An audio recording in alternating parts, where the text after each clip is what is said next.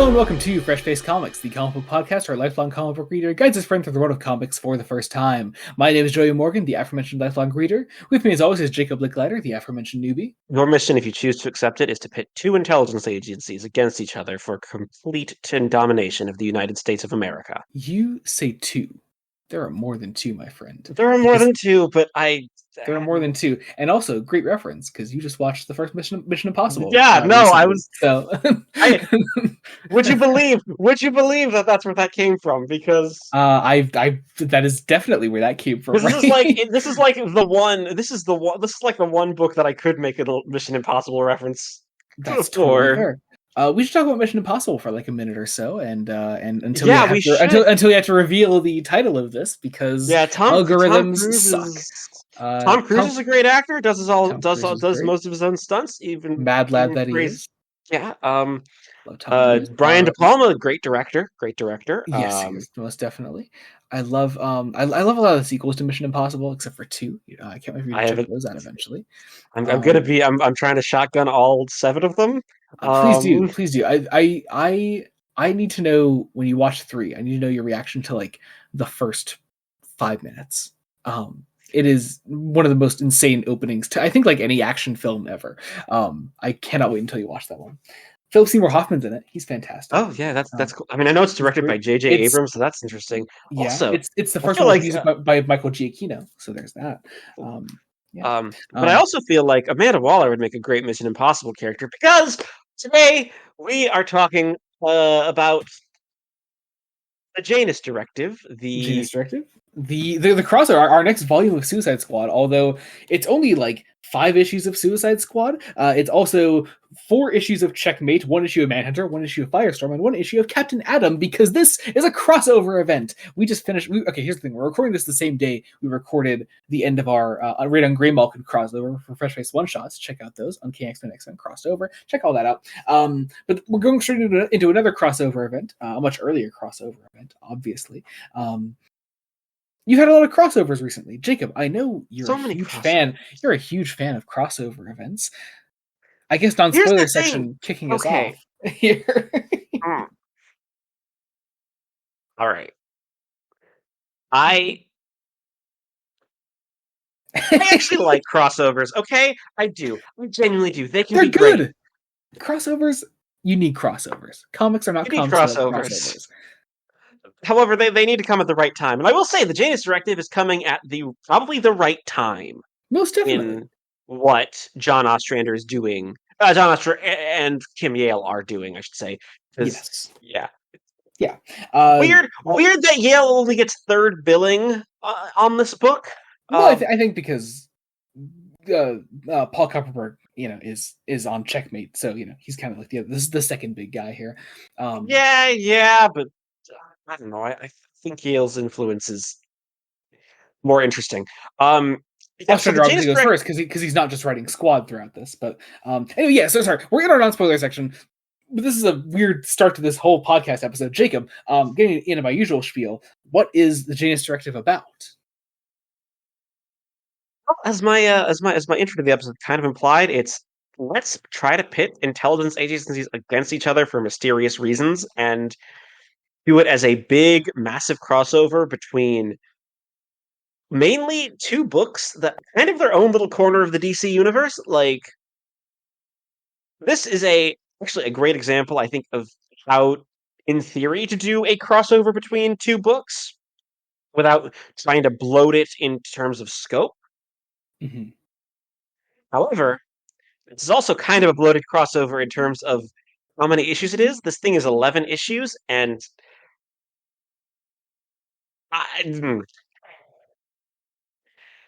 it's a lot. It's a lot to take in. It's a lot, yeah.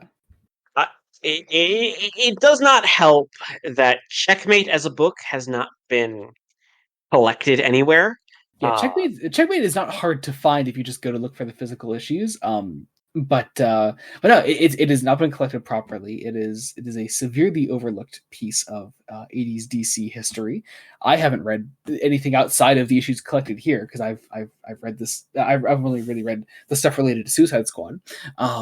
But yeah, it's a weird book if you're just kind of stepping in on it from here.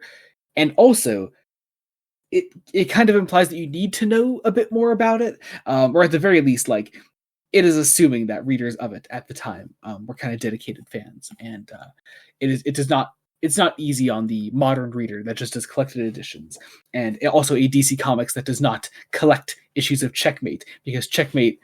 Look, here's the thing: Checkmate is the kind of shit that James Gunn would turn into a DC project for the DCU. Until we get that, Checkmate's not getting shit. So, That's sadly true. Because, like, okay, it's all. I mean, Checkmate is the perfect example of a book that they haven't collected because it will not sell because it's not a superhero comic. It's an espionage thriller. yeah, Suicide Squad. Suicide it's Squad spy shit. is also an espionage thriller, for most of its run so far Yeah. by Ostrander. But it's also the Suicide Squad, and it has supervillains involved, so we can actually market that shit. Here's the thing: I do not think the Suicide Squad was actually marketable, in my opinion, until 2011, when they did the New 52 Suicide Squad. Maybe the second series Suicide Squad from I think it was late 90s with it had like Bane on it. It was maybe that's a little more marketable, but like you don't really get like a lineup of supervillains on the Suicide Squad until 2011 when Harley Quinn joins the team. I mean, DC really only started putting out these trade editions. And these trades are fantastic. I am glad that this is collected, and seriously. I'm glad we're reading it. Like I'm glad we're having something that is not just normal superhero shit, because yeah, I love superhero shit. Super comics are great. They are they have oversaturated the market since, like, honestly, the 90s.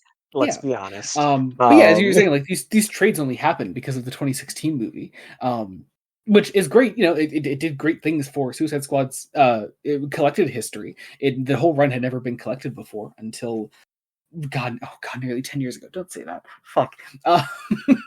But it's a very different kind of comic. It's not a superhero comic. It's not cape shit. These are for the most part kind of regular people.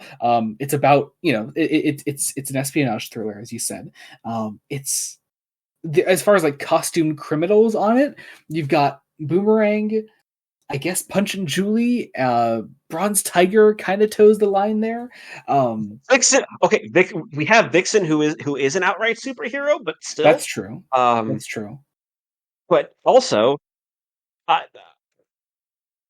I'm gonna say I love the fact that we can do an espionage thriller and, like, go out and buy these books because DC needs to know that people want more non-traditional stuff, because Yeah.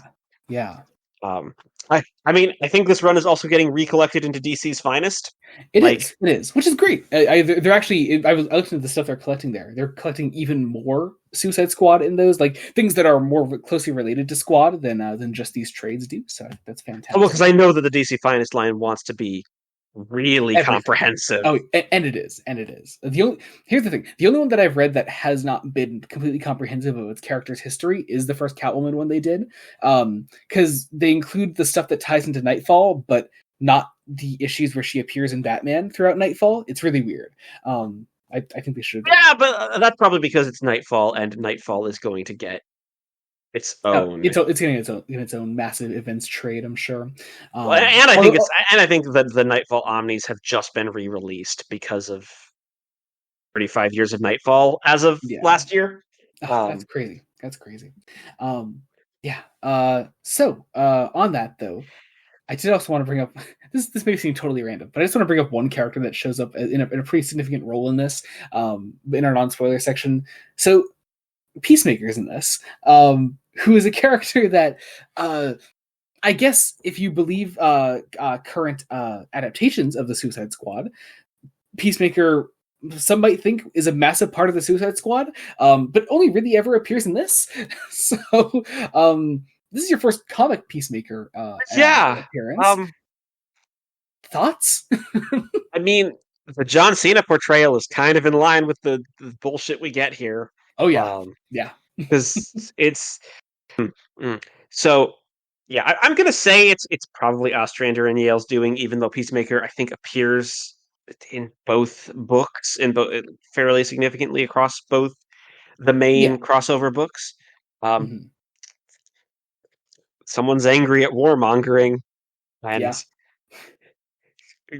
rightfully so. Um, yeah, Peacemaker's kind of an outrageous character that it's very jingoistic character, very much like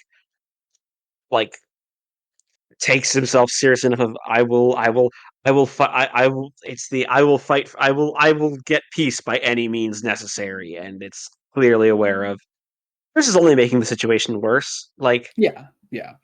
not just Peacemaker, there's a lot of the Janus Directive where it's just like we are just going to be making the situation 10 times worse.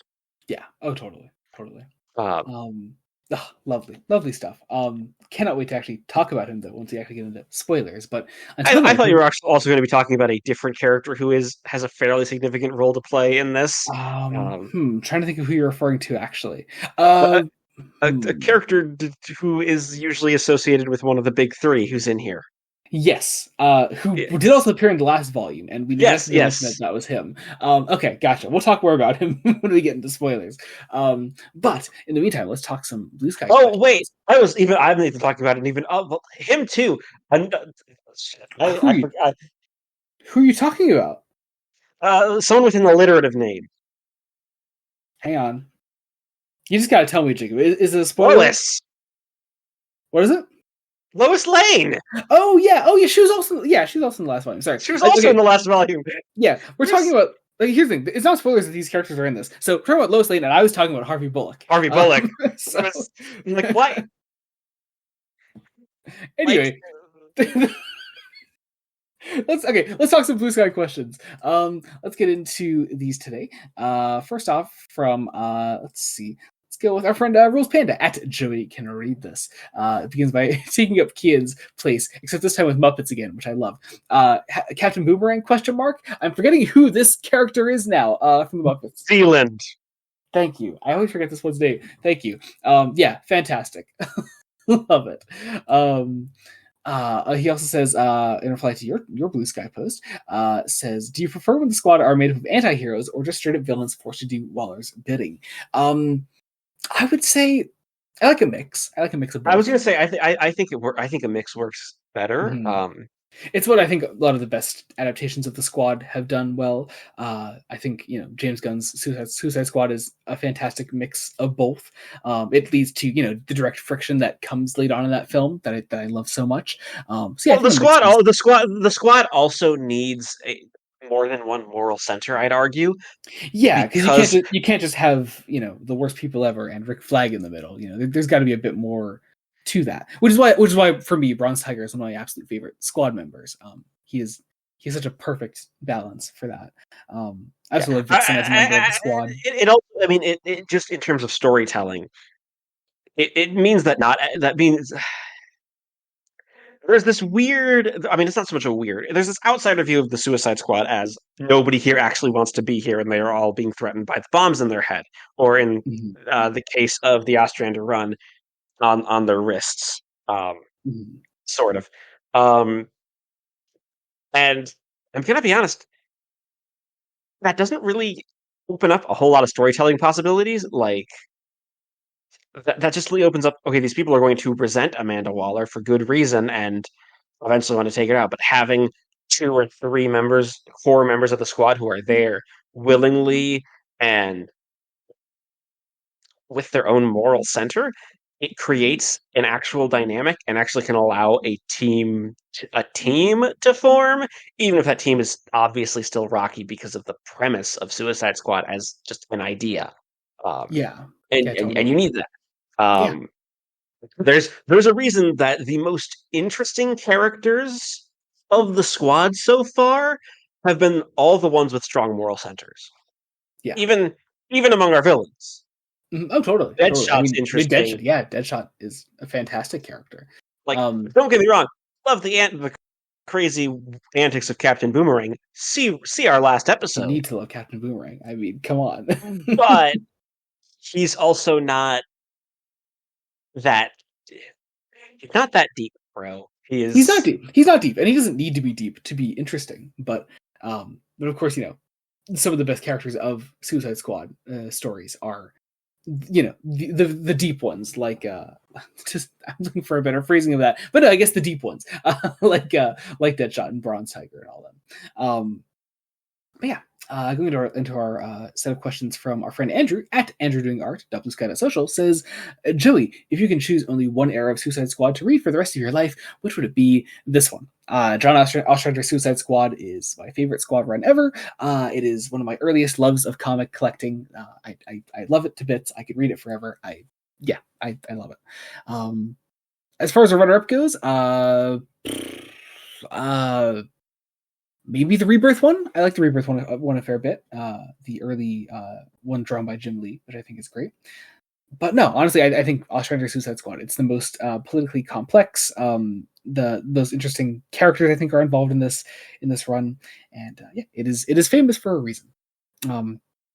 Next question is for Jacob. Now that you're a decent chunk into the original run of Suicide Squad, roughly where would you place it among your DC series rankings?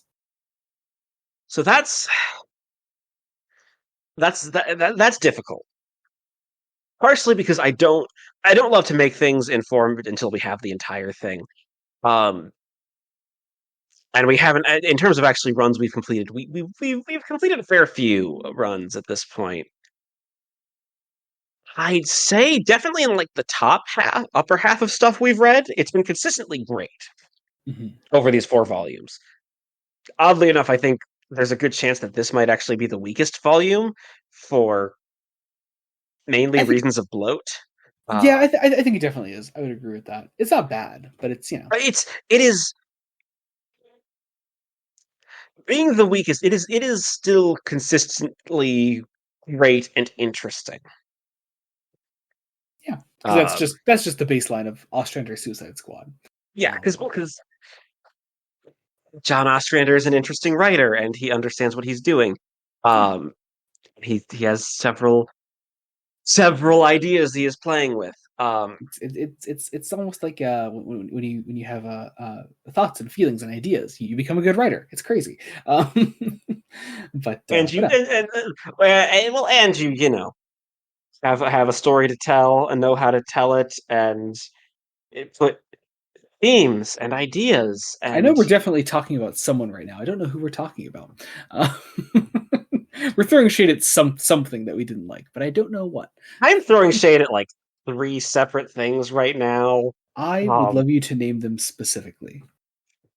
I don't. I'll name them privately afterwards. We're not gonna. Name one of them publicly. Oh, one of them, J.K. Rowling. Okay, there we go. All right, that's one of them. That's the one I'm totally fine naming because it's J.K. Rowling, and I'll take it. Yeah. Fantastic. Andrew's last question, and the last question for our Blue Sky questions here, says, both of you, when are you going to do a 100% playthrough of the hit 2024 video game, Suicide Squad Kill the Justice League? I have not played it. I have not played it at all. I have been considering playing it. I certainly do not plan on 100%ing it, especially not with its fucking live service bullshit. But no, it certainly seems like a video game. Jacob, how about you? I'm probably not going to play it because I am notorious. Like video games, I do. I'm just not good at them. Like, the only thing I truly hate about what I know about Suicide Squad Kill the Justice League is that it decanonizes Assault on Arkham from the Arkhamverse, which is, like, to me, like the best way to portray the Suicide Squad in that universe, and it's so fucking good. We should watch that someday. That is a great film. Did you know about this? Actually, there's an animated film, Suicide Squad film, set in the Arkhamverse. I did know about. It's great. It's a really great film. It's Conroy Batman. What's not to love there? Troy Baker is Joker. It's like the idea is it's like it's not long before Arkham Asylum. So it's a good time. It's a really good time. Yeah. But also on video games, you should continue Arkham City, Jacob, because I really want to do a bonus episode on that. I should. Yeah, I should. Well, yeah. Speaking of things we should do, we should go into our spoiler section. Into our spoiler section. Consider this the end of our non-spoiler discussion, and consider this your official spoiler warning for Suicide Squad: The Janus Directive. We have some fantastic episodes coming up soon, so please, if you're not sticking around for spoilers, go to the end of this episode. I'm so excited to reveal what's next. Jacob knows I am fucking jumping in my seat to talk about it. You are. I cannot wait. Okay. Yeah, I've had guesses. I've had guesses, but the way you're, I'm gonna, yeah. I'm so excited. I'm so excited. Oh god, it's so good. Anyway, so stick around for that. If you're not sticking around for spoilers, again, just go to the end of the episode, find out what we're covering next time. Also, if you're not sticking around, you can follow us on our socials. Our link trees are always in the description below. You can follow us wherever you want to follow us. Obviously, to participate in Q&As, go over to Blue Sky. You can follow us there and some big questions whenever we're going to record. Or if you're in some of our mutual Discord servers, we can take questions and DMs there as well. Yeah, there's that. Also, subscribe to the channel, Blood Donut Studios. Any support is greatly appreciated. As always, I will also leave the books we're covering today and that we're covering next time as Amazon links in the description as well, so you can buy those there. And I think that about does it for that. Let's jump into spoilers. Consider this your official spoiler warning with Suicide Squad number 26. So you were entirely right that this thing should be been the closer to Rogue. Like I did also say that in the middle of my reread for this book, and I forgot that the last issue of Janus Directive directly references this issue, so maybe that's why it's included. But it references it for like one page, and I don't know. So since we're in spoilers, I could say this is the Rick Flag dies issue. So here we go. Suicide Squad number 26. This has nothing to do with the actual Janus Directive story, but instead it's about Rick Flag. It's about sort of wrapping up all of his stuff from the last volume, Rogues, and seeing where we go from there. This story is called Stone Cold Dead. It does what it says on the tin, I guess. QBL is not a co-writer on this.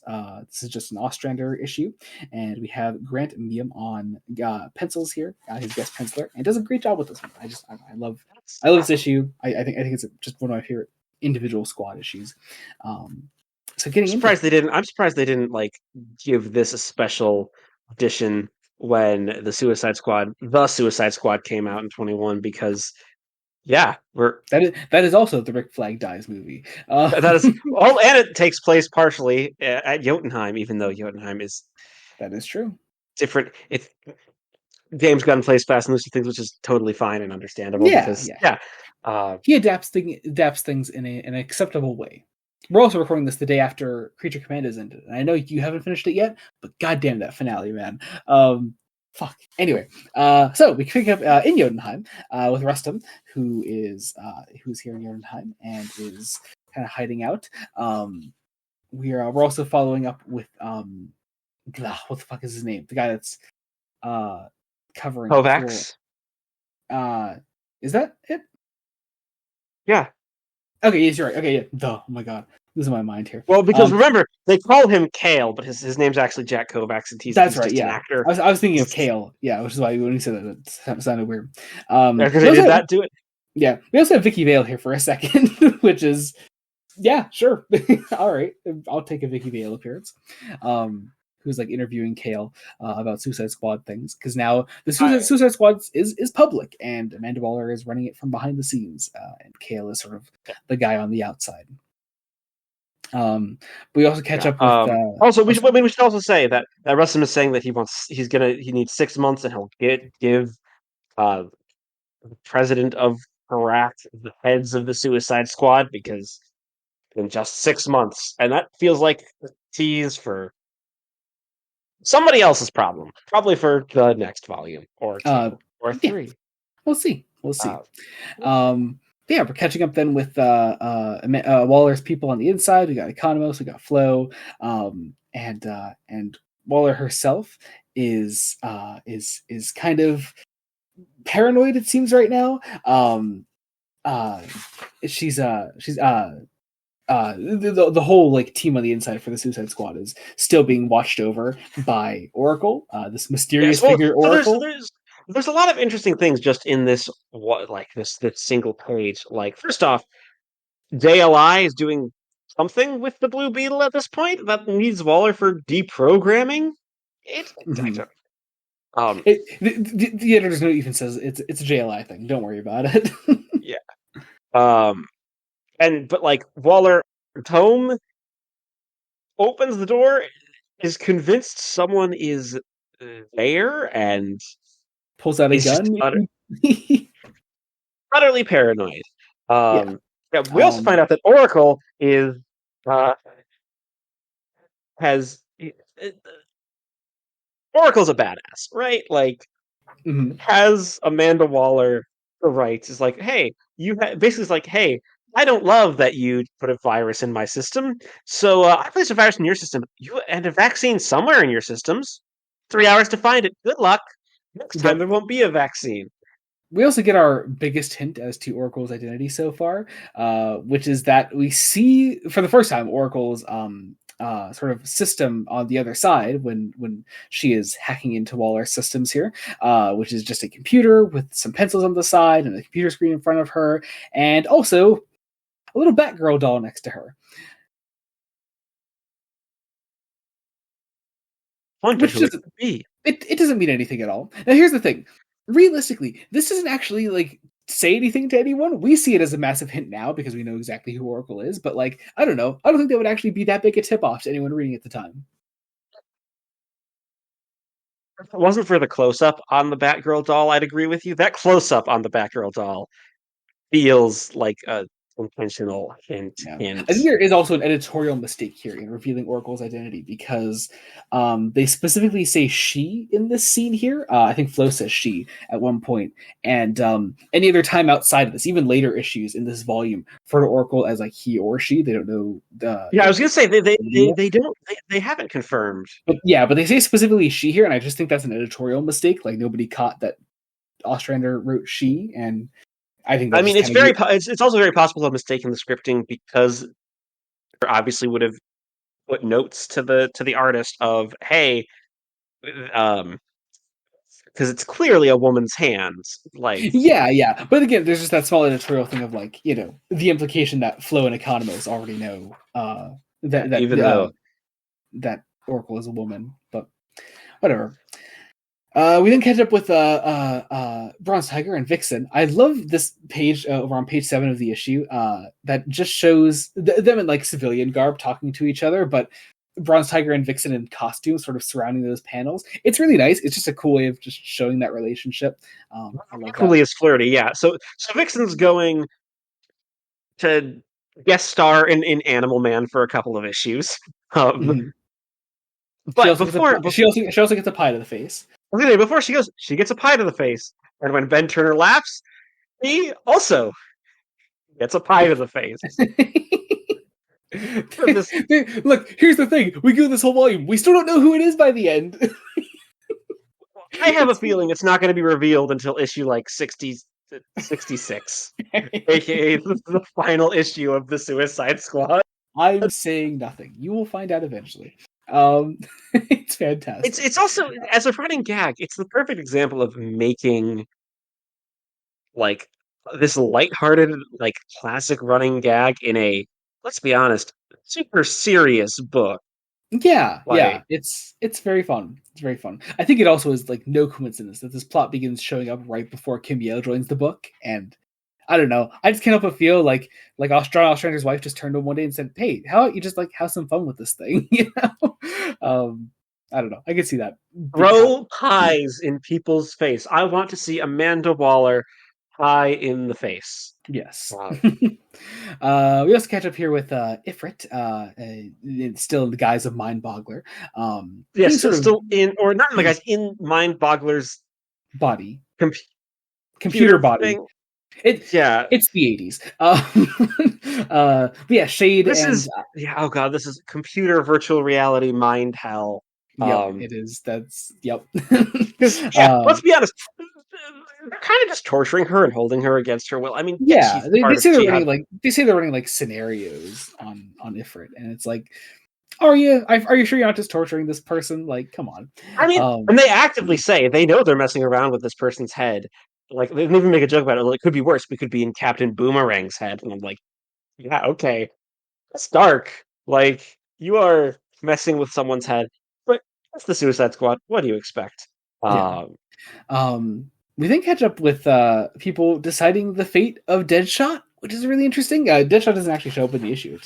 It's a lot of this is like this issue is the fallout of all of last volume, and yeah, like Deadshot killed Joe Cray, and he has to face consequences for that. But Deadshot is still useful to the squad. He's still useful to Waller's operations. So, we walk away from this scene like not having any definitive answers on that yet, which is kind of cool. well, they are putting him in an asylum. I imagine it could be Arkham. Uh, but we also find out that, uh, one of the experts potentially lined up is Simon Legrieve, who is now head of an Institute for Metahuman Studies. Mhm. Uh, because, it's. I like that we're following these characters after they essentially leave Bellerive and Waller's influence because we're gearing up for a crossover that's got some implications. A Yeah, lot of yeah. implications. Oh, definitely, definitely. Um, We did. and we end the scene realizing, hey, Rick Flag is still missing. Mhm. Um, we do get a little hint as to where Rick Flag is because Eve receives a letter from Rick Flag, which is essentially a suicide letter. At the very least, it is laced with the implication that he knows that he's going off on a mission to die. Um, Very much this idea. He tells her he's going to Karak, and he's going there to on a mission that he knows he's not going to come back from. Pretty much, he asks you to pray for him in the letter. But there's just this whole idea throughout it that like with all Rick Flag went through last volume, he almost can't recover from that. Um, I think it's just a And fascinating take on that. this letter outlines the narration for the rest of the issue. Yeah, it's really fucking good. And then when the letter ends, there's like the tiniest bit of dialogue that just turns into an action scene with no dialogue. Because yeah, that we just focus. We give oh god, what's the artist name again? Grant Meehan. Yes, we give him like the chance to just tell Rick Flag's story to its end. It's not a spoiler to say, at least for now, it's temporary end because comic book characters exist. I mean, it's a very effective death. If this was the It's end of such a good scene. character, Yeah. But yeah, Flag takes on Rustum here. He's able to place his bomb in Jotunheim and essentially blow the whole place up with him and Rustum inside. It's fucking great. It's a great way to end the issue. We get the very end of the letter to Eve as she cries as she watches the news about Jotunheim's and the news destruction. is the news gives an out by ending by saying, Iraqi officials citing the mountain's remoteness say there were no casualties, which I suppose that's technically an out for that. Oh, Rick Flag may have survived, but it's framed clearly as a he's dead and no one's going to actually acknowledge Yeah. it. At the very least, we will end this volume with a scene with Eve still pretty much saying that, like, at the very least, for now, take it at face value, Rick Flag is dead. So that's that. And now we begin the actual crossover event with Checkmate number 15, the Janus Directive Part 1. Whew, man, this is a lot to take in for one issue. Yeah. Oh my God. There's a lot. Yeah. Here's the thing: it is not bad. We're gonna say a lot of things about these Checkmate issues, while also recognizing that they aren't really bad. They aren't bad issues. It does just suffer from the whole if you're jumping in on a series that is clearly 15 issues in, and you're not, and it's part of this event, but the series is also still not really giving you a safety net to go into this crossover with. You're just going to be lost at certain times. And Like, also, I'm going to be honest, I didn't get the whole structure of Checkmate, that their agents were literally modeled after chess pieces. Like, their agents are all different knights. yes, I mean our first character that we're following here is uh, is like the knight, and we have the mysterious man called Bishop on the cover here, and it's like, okay, you get it, you get the idea.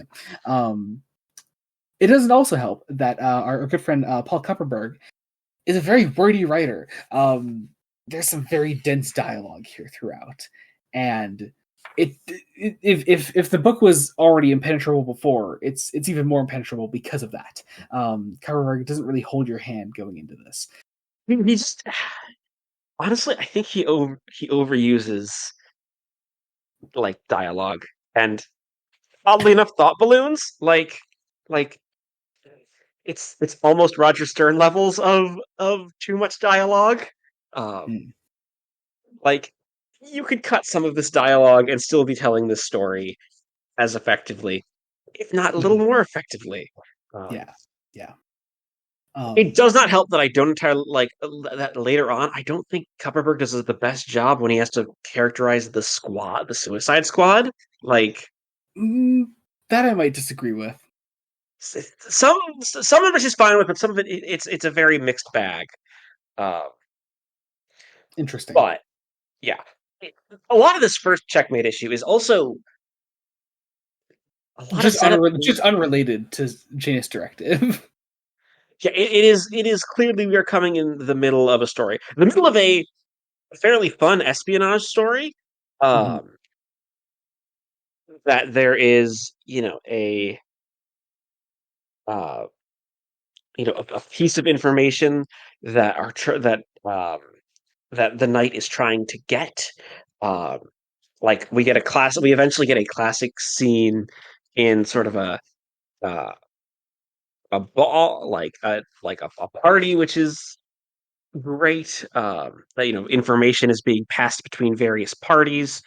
Uh, we have our man in the opening being essentially kidnapped. mhm, We have Cloning Industries, which is the civilian front of Checkmate. mhm. Uh, Again, very much a thing of like this is you're coming in very much, Yeah, very and much. these characters like this is my second time reading through this event. It's not a story I've come back to really at all since like my first reading of it, and like I still couldn't really tell you who a lot of these characters are because not that the checkmate issues aren't effective. It's just they're so few and far between. Because Suicide Squad is clearly like the main focus of the event, So and this also woman at across Cloning Industries is titles. the negative woman from the Doom Patrol. Like Yes, yeah, like yeah, which is very cool. interesting. I'm hmm, I'm Checkmate also has certain people on the inside that are running the show. One of which is fucking Harvey Bullock, that is what we call in the business choice. Like who you know. Hmm, I have this joke that I constantly reference from my Star Trek videos with my brother. Who gave Scotty the nuke codes? Who gave Harvey Bullock the nuke codes? Who trusted him with this job? Who gave it to him? I kind of want to read more Checkmate to find out who gave him this job. it's uh, implied he's one of the co-founders of the organization, which again, who gave Harvey Harvey Bullock the Bullock. nuke codes? Yes, but this piece of information is passed along at an opera.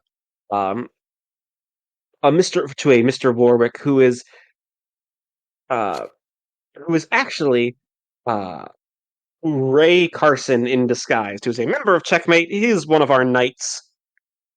Uh, and it turns out, oh no, the information, the pages are blank.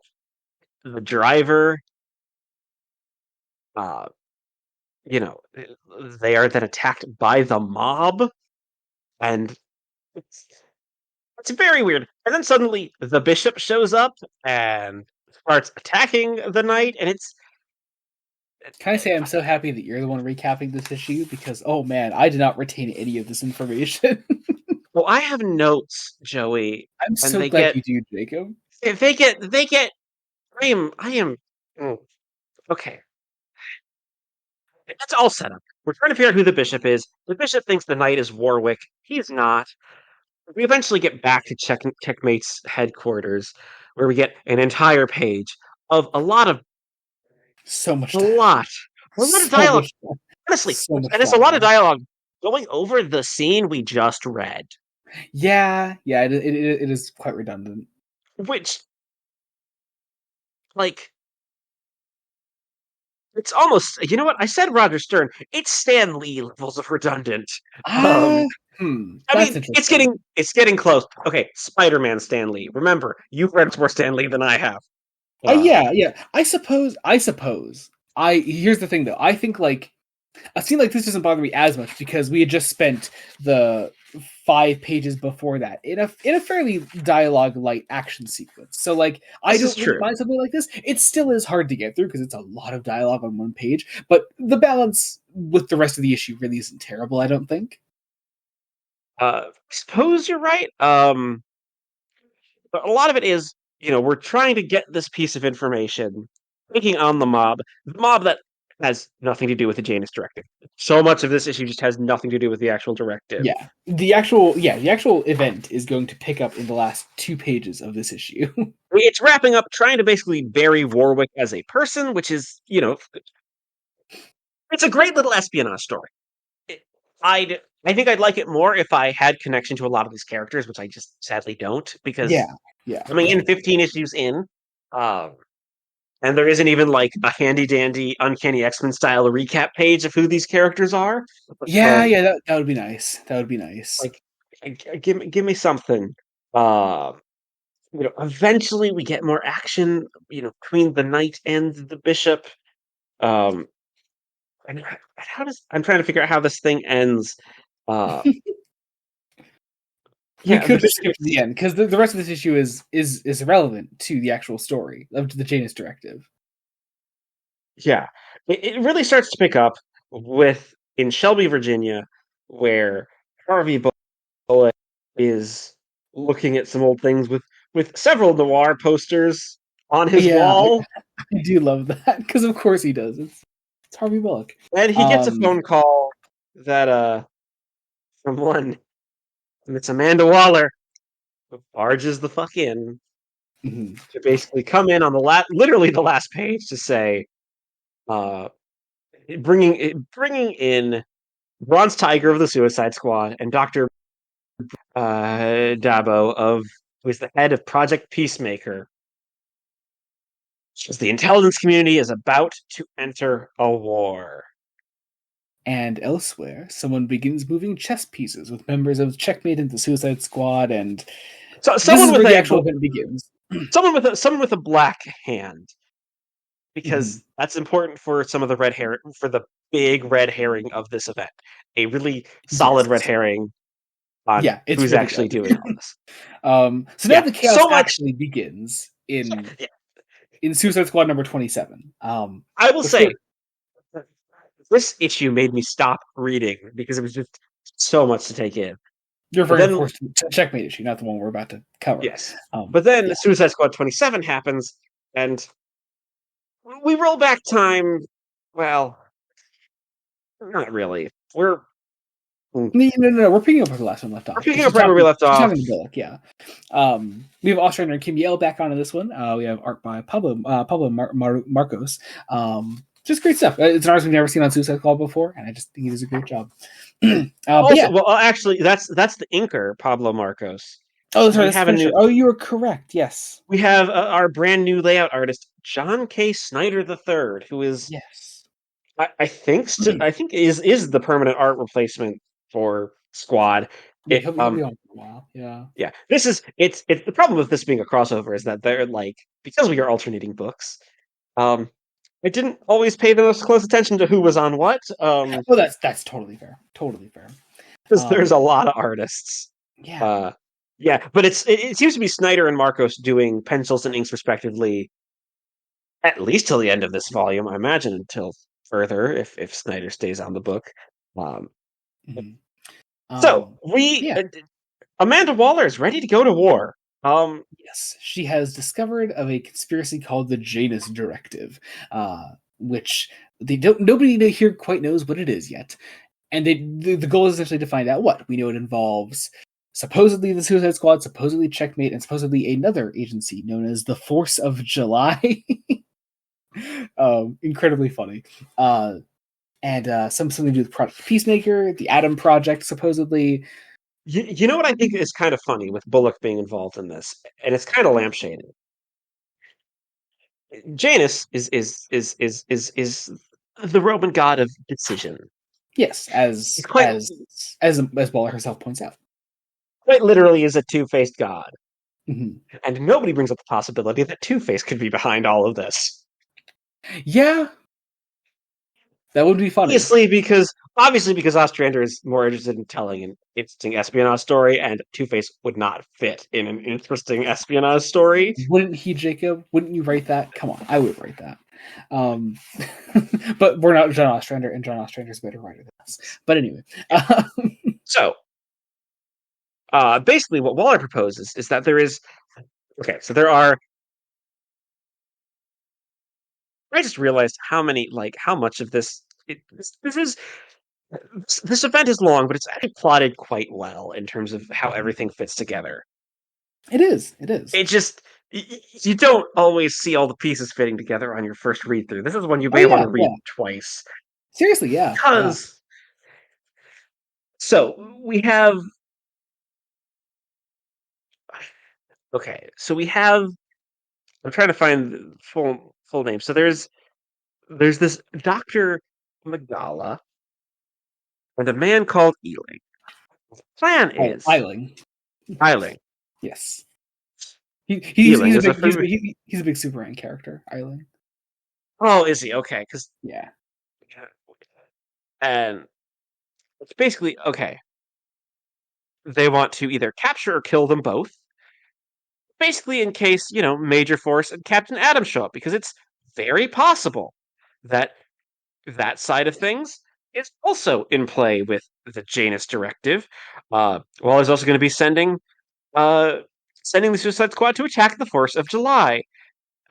Specifically, their protector, one Abraham Lincoln Carlisle, who also has Psycho Pirate's Medusa mask that Waller wants, and she doesn't care about a body count. We have some great tension between her and Ben in front of everybody else. If I had a nickel for every time that Psycho Pirate's mask was involved in a story involving Bronze Tiger and Amanda Waller, I think I'd have two nickels. But which isn't a lot, but it's weird that it happened twice on Fresh Face Comics. Crazy, huh? Yeah, I mean, Tiger will go on the mission because, well, Waller basically pulls the same card she did to get him to go on the mission to find Rick Flag of like, hey, do this. The worst members of the squad are going to go out and either get themselves killed or do a bunch of murder. So, you want to stop that. Um, it's also like there might be a problem. We adjourn uh, this meeting. Uh, Checkmate is going to keep their knights on ongoing missions. So it's said it's like, okay, we're going to have a character called uh, Blackthorn to investigate some of their side of things. Uh, and Checkmate is very much like, okay, we'll do Waller's bidding, but we're not going to let our guys kill Eiling or Magala. Like we don't want to do the murder. Uh, so we're not going to do that. Um, then we get this very brief page of two people being followed because they have also learned of the Janus Directive and we hear this from a marksman on a rooftop Mm-hmm. speaking into a radio with a mysterious voice. Who could it be? Ooh, we don't know. Which we'll put a pin in for later, pretty much. But then we get our a classic squad briefing scene. Bronze Tiger telling his lineup of squad members about all this. Nobody new that we haven't seen before. I think we've had all these people in the squad before. Although including like Punch and Julie and Vertigo as permanent members of the squad, and Dr. Light for that matter, is certainly a choice that Ostrander is making. Ostrander is making a choice, and he knows he's making a choice. He So, does. Um, and Tiger has like, okay, well, I can pit at least one member against everybody that we're potentially going to take out. Like, uh, or they're going up against people with names that are like incredibly American. Oh yeah, Like they're major victory, there's the 4th of silent July, majority. Jacob. Lady It's Liberty, of course. it's almost like Ostrander is not happy with the political situation of the United States of America and is Jacob, saying something. I keep telling you, Jacob, that would imply that comics are political, and we all know they're not. So just get that out of your head. So we assign all of our squad members to various people of the 4th of July to take on, and we had a great little scene then between Bronze Tiger and Flo. Then where Flo, who is madly in love with him, and Bronze Tiger, who has moved on. Like, yeah. It doesn't help, of course, that the scene is interrupted by Vixen. So putting a little wedge between that romance. but then our squad goes into action, and we spend a fair bit with a great little fight scene here as our squad takes on the 4th of July. Punch and Julie try to do some theft and aren't great at it. They're so cute. I love them. Captain Boomerang gets his ass kicked. As he Captain should. Boomerang. Yep. Basically, part of the thing is that some of the squad is not effective. I will say, Duchess's fight is the right level of 80s action cheese. Oh yeah. I mean, With Duchess is literally Chick Rambo, so what's not to love? something that they call out in the issue. Yes. But it also pauses for another Oh, great yeah, I moment. forgot. This guy literally calls her Rambette. I forgot about that. That's great. There's also this thing where like Bronze Tiger comes in to knock this guy out too, and she gets pissed at him for helping her out, and all he can say is "Whatever you say, Lucina." And it's like, I don't know what you're talking about. I'm like, Mm-hmm. Stranger and Yell better have plans for some Jack Kirby bullshit. You know he has fucking plans, Jacob. Come on. We then get Count Vertigo versus Lady Liberty, which look, something about Count Vertigo, at least like Count Vertigo to a certain point that I can just never take seriously. He's so goofy, and I don't know. The fact that he's fighting a woman dressed as the Statue of Liberty doesn't help matters. It's fun. It's a fun fight. I do want to talk about Abraham Lincoln Carlyle. Because as I was reading this, I had like exactly one thought. It was, well, this is where Tom King got the idea for the Sovereign from. Huh. You think about it. Huh. Tom King's a big old thief. I mean, this is a character that appears for exactly one page. He shows up again later. Right? Well, he's on the next page. Oh yeah. Okay. Sorry. Yeah. The scene where he gets defeated. The 2 panels where he falls down. This entire issue feels very much like an inspiration for Tom King's run on Wonder Woman. I mean, I don't think John Ostrander is the first guy to complain about American politics in comics. No, but like, so this aesthetically, it especially feels relevant. Like with what King has been doing with the Sovereign, at least a little bit, and having secret people working, a secret force working as this "we are the true America" and using American iconography in that way with a guy named Abraham Lincoln. Yes. Yeah, I get where you're coming from. I don't fully see that, but all right. It's there, Joey. It's there. I suppose not. Not really. Anyway, you were blinded by your. I don't want to say you don't know that's too insulting. Jacob, no, too much of a Tom King fanboy because I also like Tom King's writing too. You also like Tom King, but also you've made a pretty thin connection here, I think. No, I think there's something there. I think there's something there. I'm not sure you're right. Listeners, get in the comments. Get in the comments and all the people that have read both. All the people that have read both Tom King's Wonder Woman and the Janus Directive, get in the comments. Yes, and tell me I'm right. Anyway, Captain Boomerang continues to get his ass handed to him, which you'd love to see. Punch and Julie actually come in and save his ass, which you also love to see. Dr. Light does something useful, which you also love to see. Um, and uh, and our issue then begins to close out with Peacemaker arriving. Well, here's the thing. This is at where Dr. Magala is. This is the Peacemaker side of the mission that literally just gets a page. Like, well, two pages. Yeah, 2 pages of of a checkmate coming in to, get them out, but oh no, Peacemaker finds them first and is like, okay, Look just at this starts fucking mad lad. Look at this mad lad. I love him. gleefully Um, riddling everybody with bullets for peace. yes. Truly amazing. Leaving Magala behind and taking And us leaving, I into our think, next issue. Eiling behind as well, because, Your Island, yes, yeah. yes. We have checkmate number 16 next. Great cover here. Yeah, showing off Peacemaker here. Not as great. I think it's the next cover that I really like. Yeah, I'm thinking of the next cover.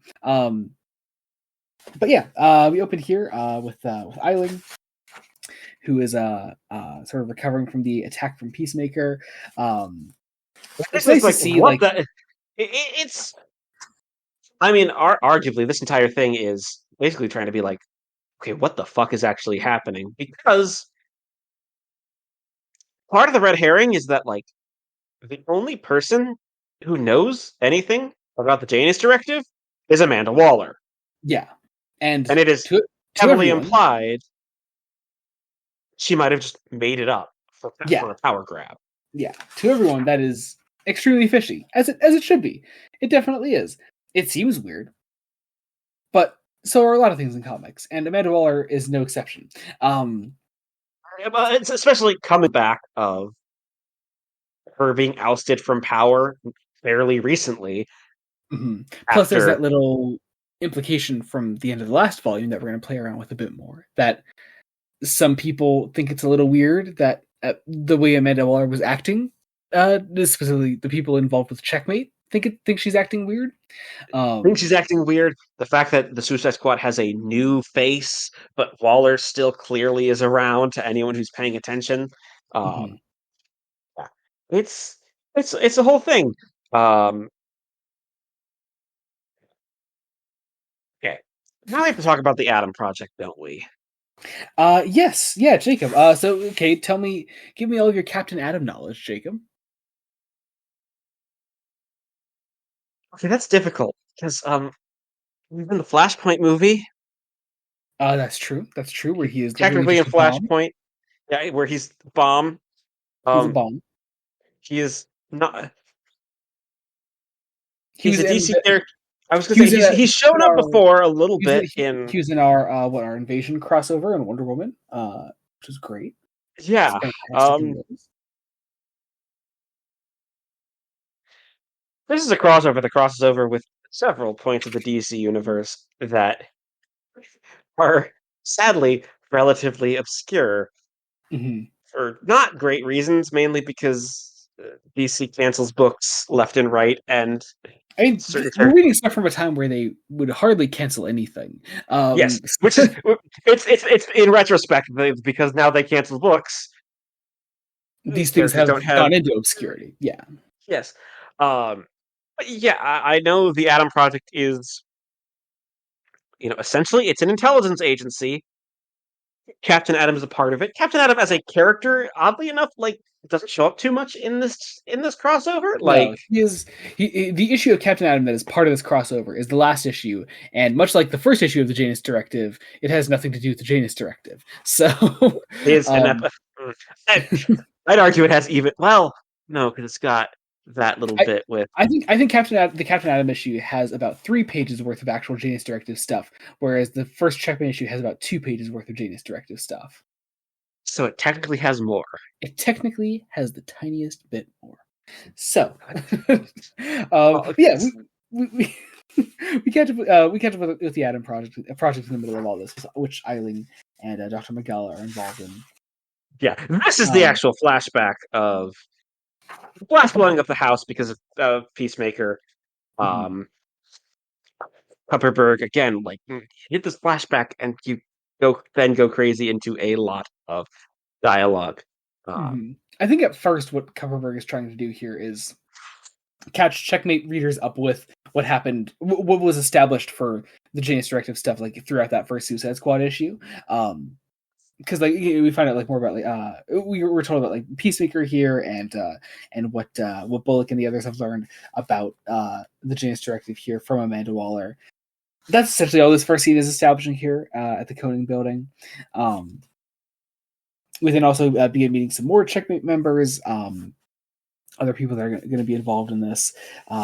We see the Negative Woman again, and The native woman whose name is Valentina Vostok, Mhm. because she doesn't have superpowers.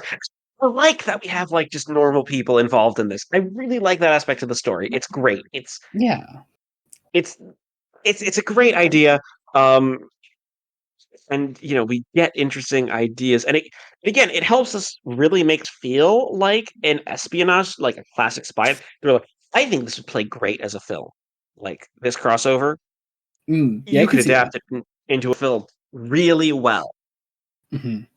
I Well enough that I don't think necessarily the medium of comic books is necessarily entirely the best way to tell this story. Um, I think Jay Structure just needs a little bit of tightening, really. exactly. Um, It needs to be tightened. It's- so yeah, I guess film. Yeah, you're right. Actually, yeah, okay. um, Hey, James Gunn, make Suicide Squad 3 an adaptation of the Janus Directive, but like don't direct it. Play Hire someone who's really good at espionage thrillers. Uh, yeah, I can see that. I can see that landing. Weird of me to say because I loved Gunn's Suicide Squad, the Suicide Squad. But a story like this isn't necessarily Gunn's style. It is. Um, It is. It is. It is not James Gunn's wheelhouse. yeah, and that's fine. That's fine. James Gunn seems like the kind of guy that would know when he isn't suited for a project like this. Um, but But yes, we got so our checkmate team together.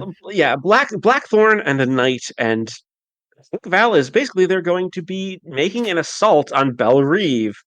hmm Which I'm sure will go well. As they sort of literally blow open the door of Belle Reeve, and as this is happening, we do go over to we make a seemingly random cut over to the Daily Planet, where our small Lois Lane appearance from the last volume becomes what is essentially a fairly large supporting character in the Janus Directive in the form of Lois Lane, I who mean, it's is because it's it's actually really smart. It's a really smart use of a character who is known for her insanity in terms of chasing a story. Because if anyone if anyone is going to hear about something called the Janus Directive, leaked out of pitting intelligence communities against each other clandestinely, it's gonna be Lois Lane. yeah. And all this first scene with her is here to do is just to establish that she is onto something. She gets a whiff of some strange goings on, and she will. Also, it's also great because it means we get an entire story of Lois Lane as a supporting character without Superman, like at all. Lois is Yeah, just yeah. standing on her own. It's just her as a character existing outside of that character, which is also why I love that Wonder Woman issue we read that she appears in, where she or those couple issues where she's on Paradise Island. Like Yes, yes. it's just her existing separate from Superman because she is a great enough character to stand on her own. It's awesome. Once again, there. I mean, I know it often featured Superman. There's a reason Superman's girlfriend Lois Lane and Superman's pal Jimmy Olsen were incredibly popular books in the Yeah, Silver Age. yeah, Like, yeah. Bring but back yes, the Jimmy Olsen book specifically with him as Turtle Boy, please, DC. I'm begging you right now. Um, anyway, we go back to after our brief scene with Dr. Magala, we go over to Belle Reeve, where Checkmate is invading here. They split up and begin trying to take on various squad members one at a time. I know that Blackthorn is assigned to Captain Boomerang, who is in the middle of watching a Sean Connery James Bond film, and saying, "Oh no, sorry, is he watching Sean Connery or is he watching someone else?" he's watching Goldfinger. It's Goldfinger. He is okay, gotcha. And he's saying that Like it's It's Joey. It's drawn with a woman shining on the bed, Yes. Yeah. and he calls out Connery. It's Goldfinger. It is. Is that the one of the best Sean Connery It's Bond the best one. films? It's the best one. Come on. But he says like those blighters, what followed ain't done the role proper. To which Blackthorne properly responds, "Dalton is the best. You have no taste." Which at the time, The problem with of the Bonds that had been out that existed up to that point, Dalton is the best. That is the correct answer. However, I can't comment that because I've seen Get to the damn technically, Dalton films, man. I've Get to the technically seen Dalton films. 3 James Bond actors. I Watch like more. 2 of them. I'm in the middle of Roger Moore. Okay. I know you're in the middle of Roger Moore. Are you implying you don't like Sean Connery? No, I don't like Peter Sellers. Oh, well, then you've seen 4 then, because you're forgetting Lazenby. Well, how did I forget Lazenby? Because that's the best film. I thought you were talking about like the Connery, Lazenby, and more. I was trying to set up a dumb Casino Royale joke. Oh, I see. Okay, well, I mean that's fair too. But come on, George Lazenby, man, he's fucking great. He's great. He is great. I definitely wish he had more than one film. And I have a feeling when I get to Dalton, I'm going to be so annoyed that Dalton only has 2 films because I like Timothy Dalton as an actor. It is a fucking shame. He's such a great Bond. Anyway, this is not a James Bond podcast. Boomerang fights Blackthorn. He's attacked by her. Bronze Tiger goes to help, and the squad becomes Boomerang runs to Bronze Tiger for help because Captain Boomerang is a coward. He's a fucking wimp. And so the rest of our squad gets involved. We get our one knight going after Boomerang as well.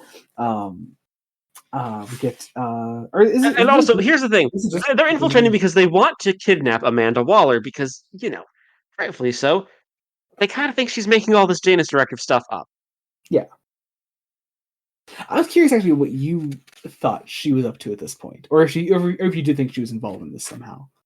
Oh, I was also very much thinking, I don't think the Janus Directive, I was like, half of me was like, this is definitely a red herring, but the other half of me was like, but this is Amanda Waller we're talking about. Like, this is a woman who could very easily manipulate the situation and potentially even create a fake Janus Directive. Yeah. I can see why you would think that. Fascinating. Okay. Anyway, so we get our squad versus checkmate fight scene here. Waller sort of safe in the middle of it all. She's able to escape in a helicopter.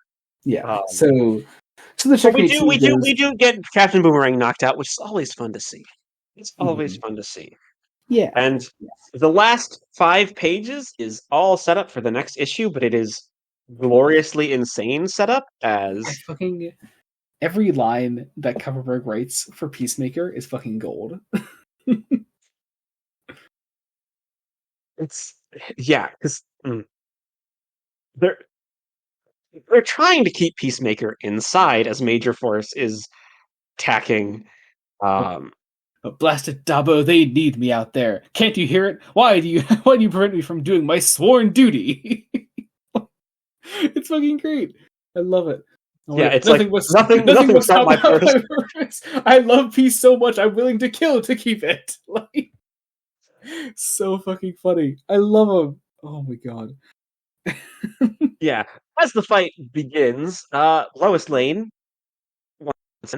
knows the story's coming, so she goes to see it and eventually sees Peacemaker and Major Force trading blows as that ends the issue. And I have a question. Do you know who Major Force is outside of this event? I have heard the name, but I cannot place it. He is responsible for a major comic book death that came not incredibly long after this. It's a very famous one. I suppose I should say infamous comic book death involving a certain Green Lantern. No, is he? Wait.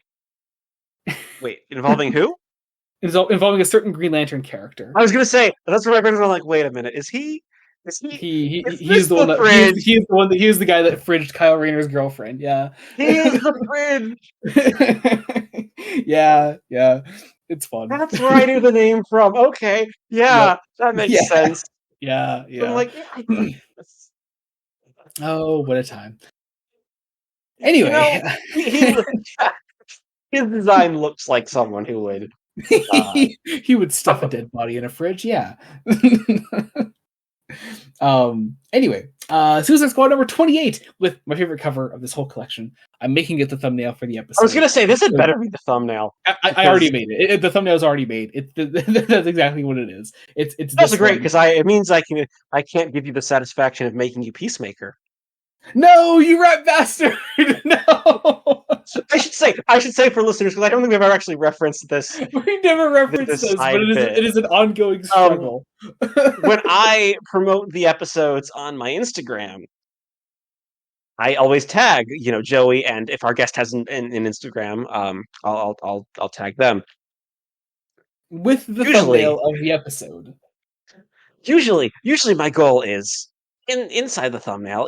There's the arrow pointing to you to somewhere for Joey's tag, and I usually try to make it someone who I don't think Joey would like being. You know, you know what? Fuck it. I'll take anyone here. We've got Peacemaker, we've got Duchess, we've got Major Force. I don't mind. I don't mind any of them. Fuck it. Yeah, I was like, it's. Make me I'll make you Duchess. the barrel of the gun.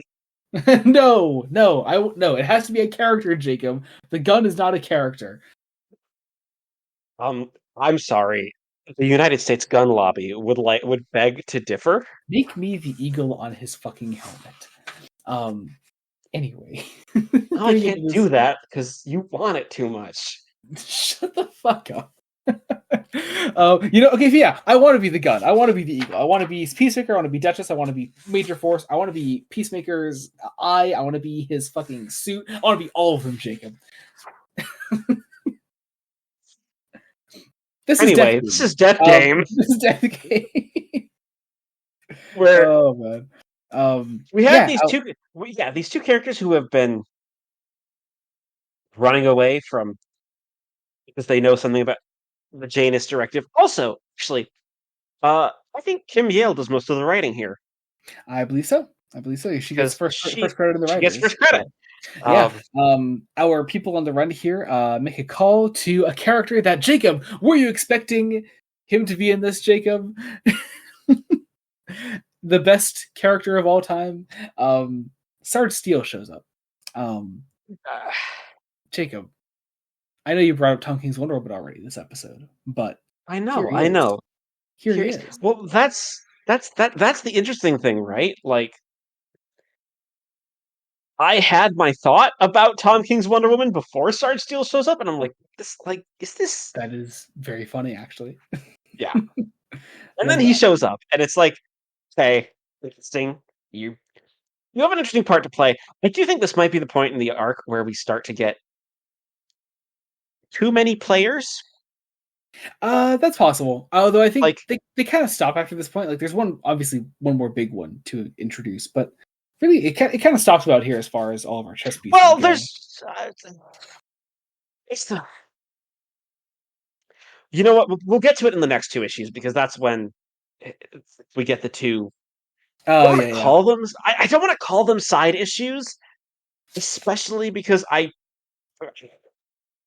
or no, the issue. Next we have Checkmate. Then we have Checkmate. Then we have the two issues. Yeah. So okay, Anyway, actually, I might as well say it now because we basically have. While each of these issues are numbered 1 through 11 for the event, so it's not really tie-ins, I would argue the Manhunter, Firestorm, and especially that Captain Atom issue are basically tie-ins. They're supplemental. Manhunter not so much. Manhunter I think is absolutely necessary. Yeah, Manhunter's the one that I'm like, I'm glad it has the numbering because it would have if that was relegated to a tie-in, I would be having my complaint about putting important shit from the event in the tie-ins. But like Firestorm and Captain Atom are definitely just tie-ins. Are supplemental, and those are also the two books. I would also argue so is the first Checkmate issue. Like the very first part of the story is supplemental. But that's here's the thing. If it were me in charge of numbering,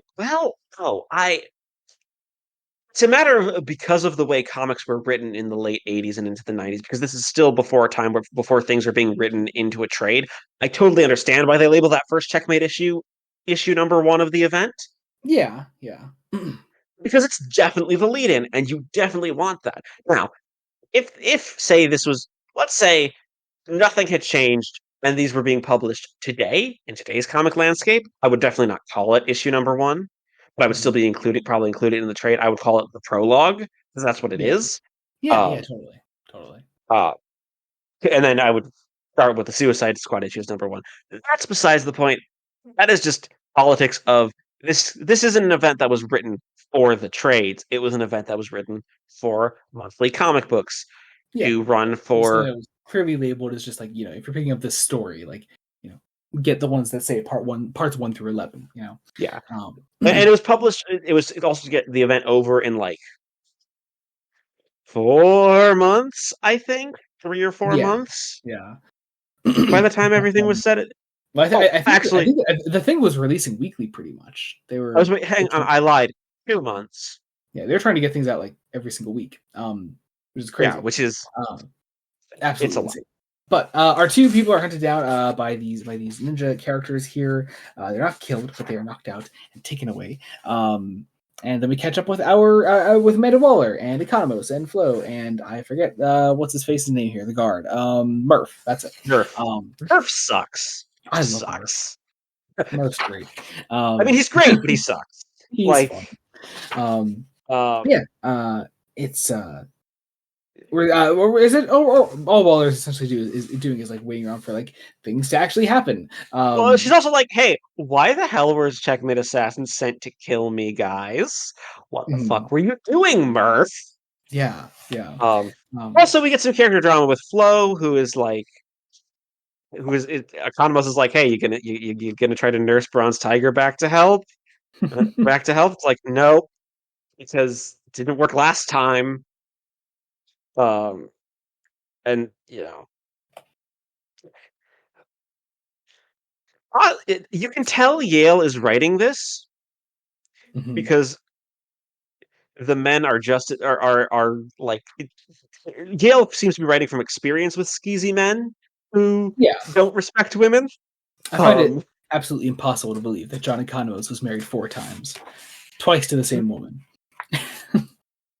yes. But yeah, after this whole scene, we catch up with Peacemaker and Major Force, who are We still also find fighting. out Waller's like going to send the squad to kill Magala Yeah, because we need to rectify that. yeah. This is Major Force. This is where we actually get the follow up and Lois Lane facing the story, uh, Mhm. which is great. We have some more checkmate people trying to sort of like take control of the situation. We with Project Peacemaker sort of, oh shit, both Checkmate and the Atom Project have been set up. Something weird is going on. Uh, Mhm. this is um, this is the leader of Checkmate, Harry Stein, or well, yeah, like our other leader who is not Harvey Bullock. And it's so weird that Harvey Bullock is the leader of an Who intelligence gave agency. him the What? new codes? Um, but we get some of our squad members going into action. Then we got Vixen, Duchess, Count Vertigo, and Shade going. Basically, what's happening is so this entire issue is basically then recontextualized by the reveal at the end. Um, the Mhm. big reveal. You know what? I'm going to say it. This is the issue that reveals the Dance Directive is real and it is And there being is an actual like orchestrated. big villain behind it. Like, Yeah, it is being orchestrated by a big villain and an organization who I think has shown up before in the squad briefly, or at least has been mentioned. Has definitely been mentioned before. mhm. Um, and that recontextualizes literally everything because this issue is all the teams are going at each other's throats. Some amazing action. Um, I actually do want to call out Carl Gafford is the colorist on Squad, and I think some other things in this volume as well. They're Mhm. not the only one. I really like his use of colors in this one. When the action happens, like there's something very vivid about them, um, and they really work well with Snyder's pencils. Hmm. Um, yeah, it's and It's nice, obviously yeah, Kessel's name. Yeah, yeah, yeah. they're really dramatic, and they while still fitting in that that mold of what comics look like in the 70s and 80s and Hmm. into the early 90s. Yeah, Um, yeah. So yeah, Quad's infiltrating to try to kill Magala. Vixen is there because, well, Vixen is the one that's like, we're just going to be taking him back for ourselves because I'm not going to be a killer. Because again, we need a moral center, and Ben's out of commission right now. So yeah, um, this entire thing goes goes crazy. There is a point where Peacemaker tries to shoot both Major Force and Duchess, and the onomatopoeia is Badoon in like yes. big It red looks blocky beautiful. letters. Yep, and it still doesn't work. um, uh, he fails to shoot them. Um, uh, and we get Vertigo is hurt, and you know who's still trudging through the rubble trying to get the comment because she's great. Lois, Lois fucking Lois Lane. Lane. We love her. We love her. We get some more of our friends at the Atom Project. Then, sort of trying to recover from the madness going on right now. Blackthorn. Blackthorn comes in to just shoot Eiling, and it turns out that Blackthorn has actually discovered a couple of things because, well, waltzing into the story, surprisingly, is Eve Eden, who I think may have become a Captain Atom supporting character in Most definitely. between. Most Like, definitely, yes. that's That definitely happened. Especially considering where the Captain Atom issue of this crossover it begins. So yeah, Captain Atom and Eve Eden come waltzing in, and they've been figuring out some things on their own, and they're going to listen to Eve because we're gonna we the reader are going to find out now are that is that our Janus Directive, this thing that some people believe is a hoax. Amanda Waller only has a hint of it actually existing. It is all completely real. It is being controlled by an organization called Cobra and a man called Cobra. Um, it's absolutely insane. Look at this man. He's insane. he's He also was called Lord Naga at some points in this Lord. book. It's Yes, towards the end, he's called Lord Naga, which is which gorgeous. Gorgeous. I love it. this is I it's It's it's so ridiculous it works. Like, ridiculous. It's out there. If I had to critique it, there are some bits of it where I feel like it may be vaguely Orientalist at points. Like is it? the So you imagery can of this full page spread kind of is just a little bit. uh, I'm pretty sure. Not Jay. I think you might be reading into that wrong. I Maybe I don't know. am. Yeah, I this is where the volume kind of goes insane, and it doesn't lose me. This is where things are going to get kind of convoluted because now we have to juggle see for me. This is where the event gets interesting. that too, but it also gets convoluted and a lot, and Yeah. so many Um. issues, so Yeah. many issues. But here we're going to go into checkmate number 17. There. Here, Janus Directive Part 5. Here we go. Our one of our knights from checkmate is being attacked by some Cobra ninjas.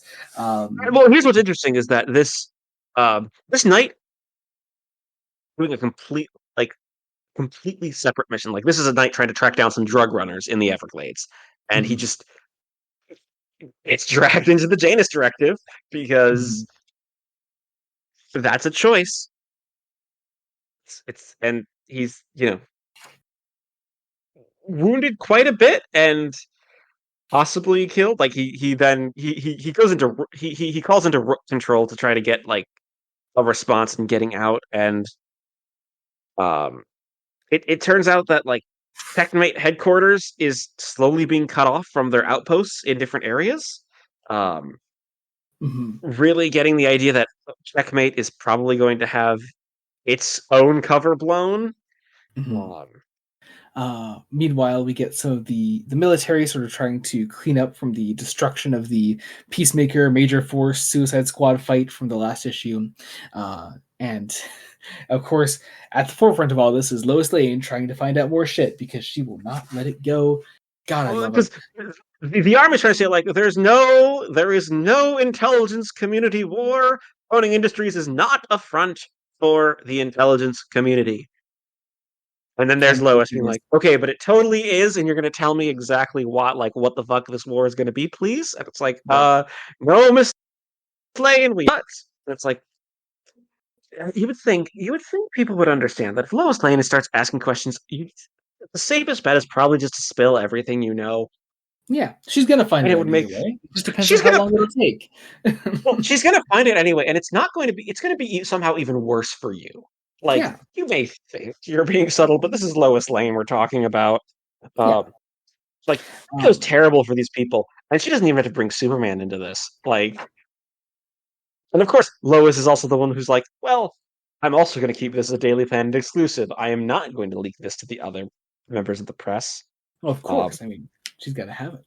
Um, but we see some of our we see Bullock and some of our other checkmate crew trying to like clean up from all this. they have a secondary base in the middle of the Rocky Mountains, but as they get cleaned, like they're the ones trying to figure out, okay, if they're gonna have to try to convince General Eiling that this that there's definitely something about there's something called the Janus Directive. Like at this point, they don't know what it is, but they at least because of their nights starting to go down, they believe that something is actually happening. Uh, mhm, and they're gonna try to get help from Eiling, who hates their guts. mhm, But in South Africa, another knight who supposed to be getting some documents from someone who's part of the apartheid, obviously. mhm. Uh, Is attacked by more Cobra ninjas and assassinated. So like all these knights just all across the world are being hunted down by Cobra, or by these mysterious ninjas of the Janus Directive, which are clearly working for Cobra. And let's catch up with Cobra. Let's see what they're up to. These absolutely have a insane bastards spaceship. have a spaceship. Also, They're their watching the Earth. ninjas are called Blackadders. Yes. What is not to love? Also, Lord Naga does that classic snake thing where when you're a snake person, but really you're just a human dressed as a snake, and so you talk like a snake, or how a snake would talk if he could speak English, and all of your S's are just extended. That's what happens. Extended. It's fucking it is fucking stupid, and I love it. It's ridiculous, amazing. Meanwhile, we get another scene with with Negative Woman and Blackthorn going after who is this guy? I forget. A man called Wellesley. Okay, that helps. Here's the thing. Here's part of the problem. So he is one of the people who works on the computers of Belle Reeve's prison system for Waller. There's a slight problem. Don't think he's been introduced in Squad before this. Like, No, which no way. is fair, but like feels like this is meant to be a character we're supposed to know, and it's not. Yeah, no, yeah. But Also, while they're like, here, they are attacked. Oh, sorry. Go ahead. I was gonna say they're followed by Blackadders and Yep. attacked. Um, Yeah. and this is actually people who can, because it's actually more of a fair fight when there are more people who are involved. Is an actual spot, and we actually get some really nice action. Um, I mean, sadly, Wellesley he's dead. He's killed. Mhm. He He's gets killed. stabbed. Honestly, the Checkmate issues, you notice this because it's because Checkmate was released as like a prestige format miniseries, or not miniseries, but series. It was one of those ones with like at the time it was like it was their first time using like glossy paper. So it was one of those like new format books. Whenever it says like new format on those covers, that's what it means. And so like because of that, I think the checkmate issues were allowed to be a little more adult visually. So like these fights get really bloody actually. Yeah, I mean, A lot more like actual like red blood shown in these issues than like anything else, even just within the event. It's I kind of don't. I weird. mean, I don't see a stamp saying that like this was submitted for. I don't think this was submitted for Comics Code approval. I don't think At so. least, No. at least the checkmate ones weren't. Um, Yeah. this actually that's that's kind of funny. The checkmate ones weren't, but Suicide Squad was. Yeah. I guess Suicide Squad was still considered like a main DC title. I mean, Um, and sort of a more of an all ages book, I guess. Which I mean, Checkmate has I'm trying to been remember. being such a There's such, another. There's another series I had that was releasing around the same time as this that has that whole like new format thing going on. Is it? It's not Young All Stars, is it? It was a tie into Millennium that I have, and I can't remember what it is. But yeah, they would essentially release issues like this, and they were sort of like these before Vertigo was like properly established as Vertigo. Like it, these were sort of like what they did to get around that. Like these were like a new format. It's essentially the format that all comics would end up adopting by like the late '90s and early 2000s, which was it was really just the paper on which it was released that was different, and it was sort of the way of showing that it was like a high quality like adult comic, if you will. It's interesting. I don't know. I think that's fascinating.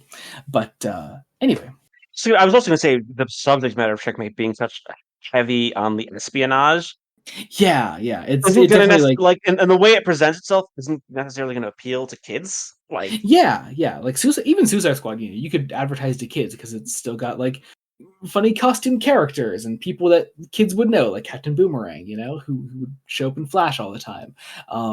So I don't know.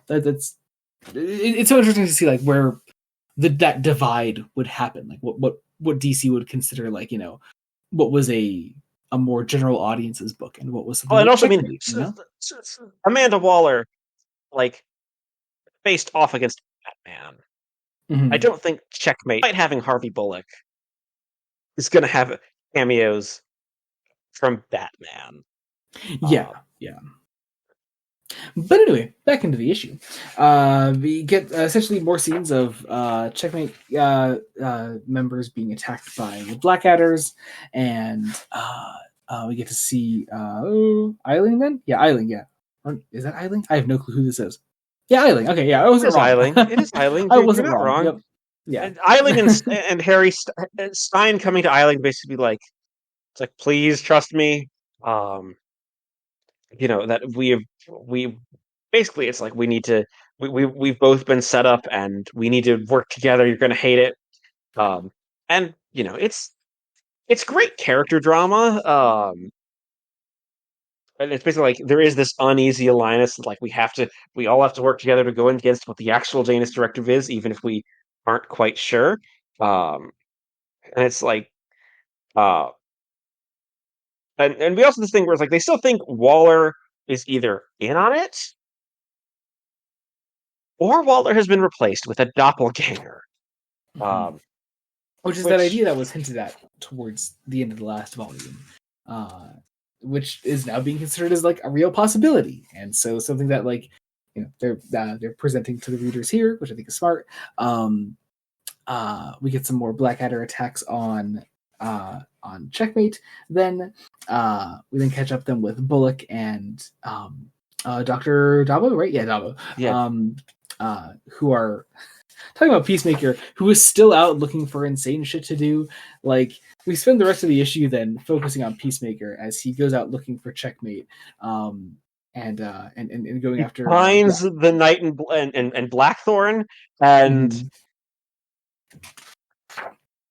it kind of just throws the man for a loop, and he again causes more problems. As Than like as the three of them are attacked by more Blackadders, and Peacemaker is able to get them out of there, and and for some reason the issue ends with Blackthorn kind of saying like, "This guy scares even me, but you got to hand it to him. He sure gets the job done." And it's Peacemaker just standing there with the most psychotic grin on his face. you see what's happening is we Kupperberg wants everybody to know that Peacemaker is insane and that you should not like this character. This character is a madman. You cannot help but love him, though, I find. Sorry, you should not be relating to this character. This is a character who is not a role model. This He's is a just like me bad for real, character. Jacob. He's just like me for real. No, Okay, I do. mm, I'm joking, of course. I am definitely picking up the DC Finest Peacemaker collection, though, because I don't know what his earliest appearances are, to be honest. isn't also Christopher Smith this Peacemaker like the second or third Peacemaker as He well? might, yeah, Like, I believe so. I think. Anyway, on to our next issue, which is quite possibly the best issue of this I was gonna say, of the main event. This is right, the best issue of Man, the best issue of the collection is the issue that really should have been the end of the last one. That's besides the point. yeah. Yeah, But this is of the main event. This is Manhunter number 14. Manhunter, who we've seen previously in Suicide Squad issues. Once again, Kim Yale getting sort of the main writing credit here. It's her and Ostrander on this, and I know it's presented as sort of a sidestep in the main event, but like I don't know, this is an essential part of the event. I think that it's essential. Okay, I do also want to call out Doug Rice and Pablo Marcos, um, and colors Juliana Ferreter. The mhm. use of shadows in this one is great. Yes, yeah, This is some great imagery. So great.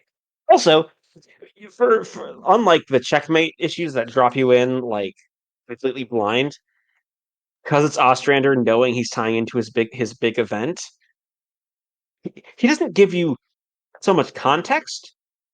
Like for whatever's been going on, he just drops Manhunter in the middle of this event. That mhm. um, that essentially, while he has been given an extra mini mask that he had commissioned, he's visited by one Amanda Waller, who, as always, barges her way into the situation and takes control. Yep. Uh, uh, Basically because it's like, hey, things are going weird, and like, you know, I need you to do some shit for me. There's a Mhm. place in Chicago called Anaconda Industries, and it's tied up with something called the Janus Directive. It's kind of implied that this is taking place, I'd argue, before even the event started. Like this is what Manhunter's been up to this entire time, and actually been doing things behind the scenes to try to get information. Yeah. Uh, Oh, by the way, because I did just look up the Peacemaker DC Finest collection. Janus Directive is being included in it. so And it's it's but not just that, it is including even more issues of Checkmate that Peacemaker continued to appear in. So it collects Checkmate 16 through 26, 28, and 32 and 33. so So we're Checkmate's getting actually getting we're collected. getting more collected Checkmate, which is fucking awesome. But it's also of course collecting the squad issues of Genius Directive, which is nice. As well as the Fightin' 5, 40 and 41, two Peacemaker miniseries, and Vigilante number 37, 38, 41 through 43, and Eclipse Out 11 through 13. Crazy collection, but honestly, I'm probably going to pick it up because I You know really what? like I'm glad DC's finest are trying to be comprehensive. they really are, which you got to respect. And also, just again, I'm just kind of baffled we're getting more Checkmate collections, or Checkmate collection in something at least, which I think is fantastic. Checkmate collected, especially issues that hadn't been collected, as far as I can tell, at any time before. Yeah, yeah. So Um, great to see. Sorry, I just wanted to bring that up. But yeah, so we yeah, have Manhunter going out to this company here and sneaking in in, and Chicago, and a we lot get of just this is we get just a really really snappy 20 odd pages of a comic that like Kim Yale and John Ostrander just really have a feel for. Like I think the pacing of this issue, it's unlike the rest of this event. The reason it stands out and why I think we clearly loved it so much is because it is so singularly focused. It is Manhunter getting a mission, going on that mission, We find out the Manhunter's been working with Oracle Yes, ever so briefly. because That like Oracle's just kind of been getting everywhere apparently, but also more which further I mean proof. that's Oracle was also just an idea that Yale and Ostrander were going all in on, so anything that they were writing at the time was pretty much getting involved in that. But so we had this Manhunter going on this mission, getting involved in it, and at the end of the day, Manhunter as a character ends in a place that gets him directly involved with the ending of Janus Directive coming up here. That I think is just it. It really works. It's simple. It's effective. It contributes to the overall narrative. it actually gives us some explanations for exactly what Cobra are planning through Anaconda Industries. They have this microwave gun that is going to like. Okay, it's a type of weapon that is oddly enough very topical for late 80s, early 90s. It's a weapon of it's that classic weapon of war that will indiscriminately kill people but leave buildings and infrastructure intact. Mhm. Harrowing idea, but also just sort of a classic idea in fiction. Yeah, I mean, And hell, they even did that in Star Wars: The Clone Wars, the animated show. well, I was also going to say because it's also something that certain agencies in the real world have always wanted to develop, often on an atomic scale. Naturally, So, like, it's. I know we have the bit of comics. Comics aren't political. Comics are fucking political, guys. you We are say that, Jacob, but engaging. I have a sneaking suspicion that you're wrong. I have a sneaking suspicion that I'm wrong. But yeah, um, this is not like I think this is the first time where I actually felt the stakes in the story, like the stakes proper in the story. it's because it's being so singularly done through the perspective of just one character and on this grand scale that the rest of the story has been operating on. So it feels accessible, and that's just it's a nice change of pace. But yeah, Manhunter finds out about this weapon. He has caught these other Blackadders. These really cool like jetpack wielding helmeted Blackadders that have a really fucking cool design. Go after him then. So, like, He I'll say it's clear Ostrander and Yale know Chicago. Like, they're oh specifically yeah, like yeah. using Chicago as the backdrop and sort of that, for lack of a better term, world building into how this fight goes. And by the time we get to the end, where Manhunter is riddled with bullets and dumped into the Chicago River, Mhm. and we find the mask, it's like, okay, is he dead? Yeah, it's a great ending. Like, It's a great fucking ending to the issue. Perfectly leads us into where he'll eventually continue to show up in the event. And just it makes for probably just the best issue of the main event. It's really fucking good. It's really tight. It's really solid. I do wish there was more like it in the event, but we do kind of get a little bit more of that, a similar style of issue in our next one with Firestorm number 86, just by John Ostrander. Yale was not helping out in this one. Yeah, Tom Mandrake is on the art of this book. mhm. Gorgeous art. Oh my god, I love the art of this book. Um, yeah, so we have Firestorm here at a power plant, going after some crooks here. We much like our first issue of Checkmate that kicked off the event. This is the start of something that clearly was already going on in Firestorm and doesn't have much to do with the main Janus Directive event, but the characters are going to get If I involved have in to it. say, So it feels in a way like John Ostrander saw some of the stuff Alan Moore put down in Swamp Thing and was like, well, you can maybe do that by positioning Firestorm as a fire elemental. Um, because some of this idea is that like this isn't Stein and Raymond, Ronnie Raymond's the other yeah, part of Ronnie. Firestorm. Well, Ostrander had been on Firestorm for a while, and it had always been a very environmental run, as far as I understand. I have a couple random issues of Firestorm from his run. Yeah, but this one pits him more as like an elemental creature of myth Mm, as a protector. At least this does.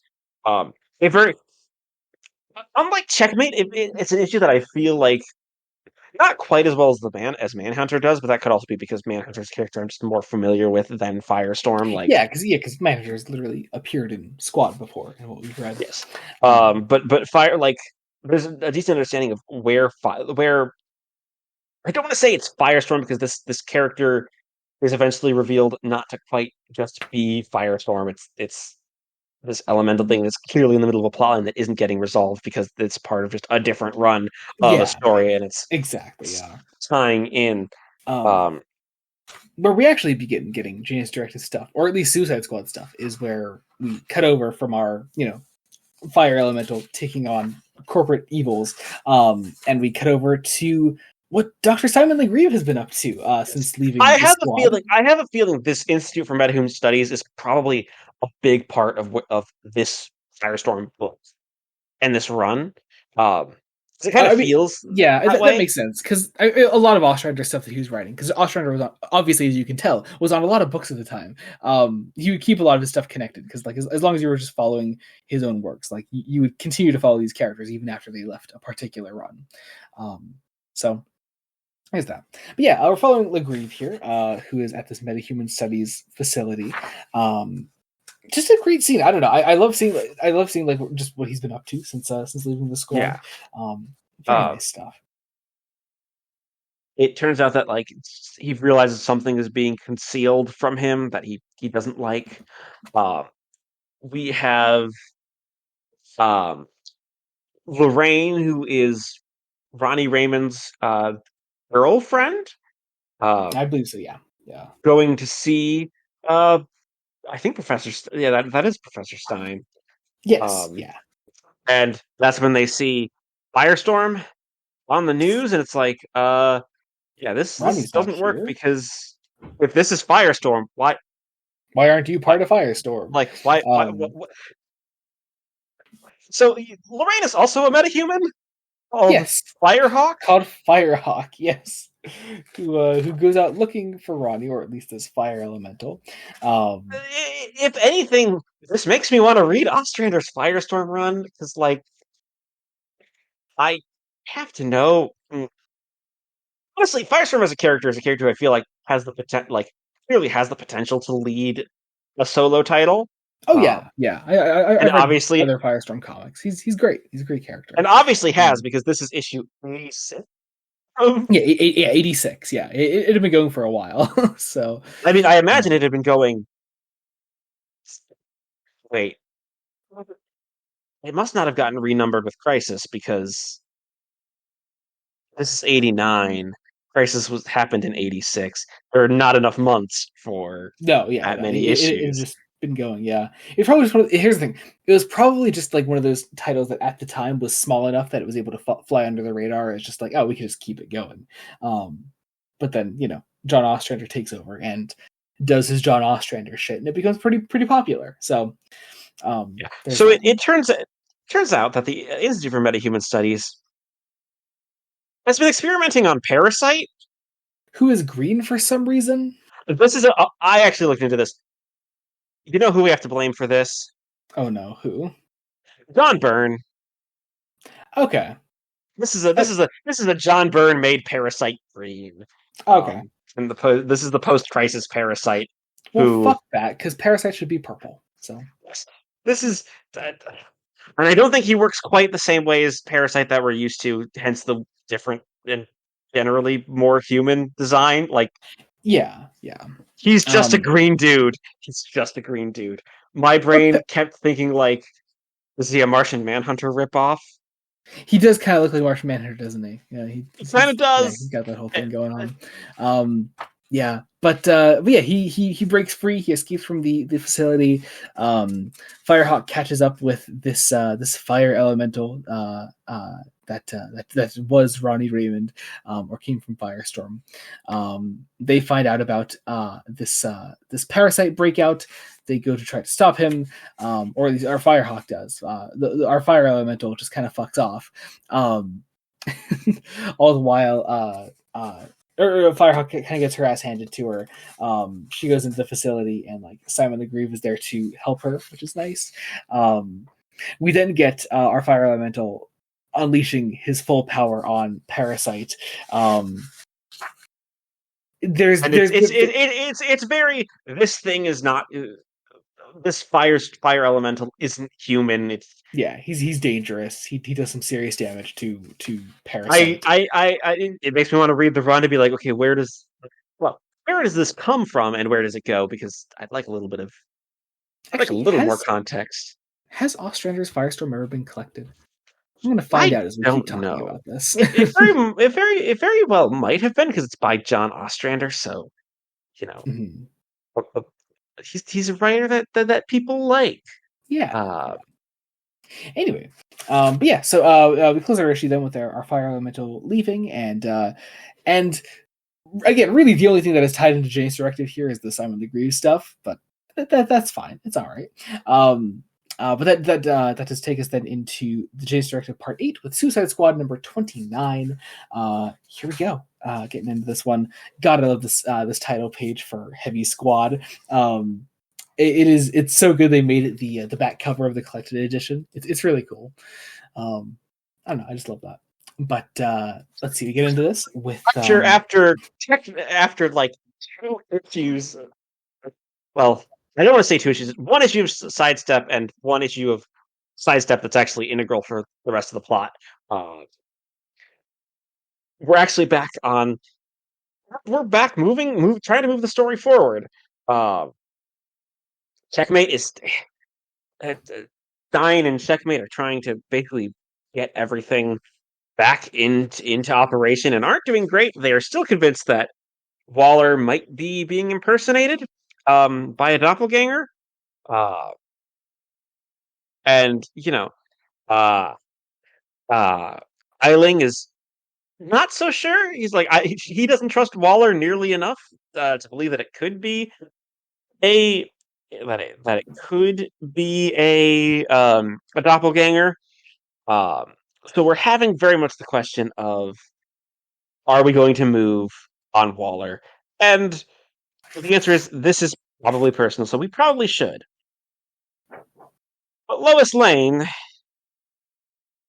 again, a bad woman, has made it to Bellerive, is questioning Mr. Kale, and doesn't believe any of his bullshit.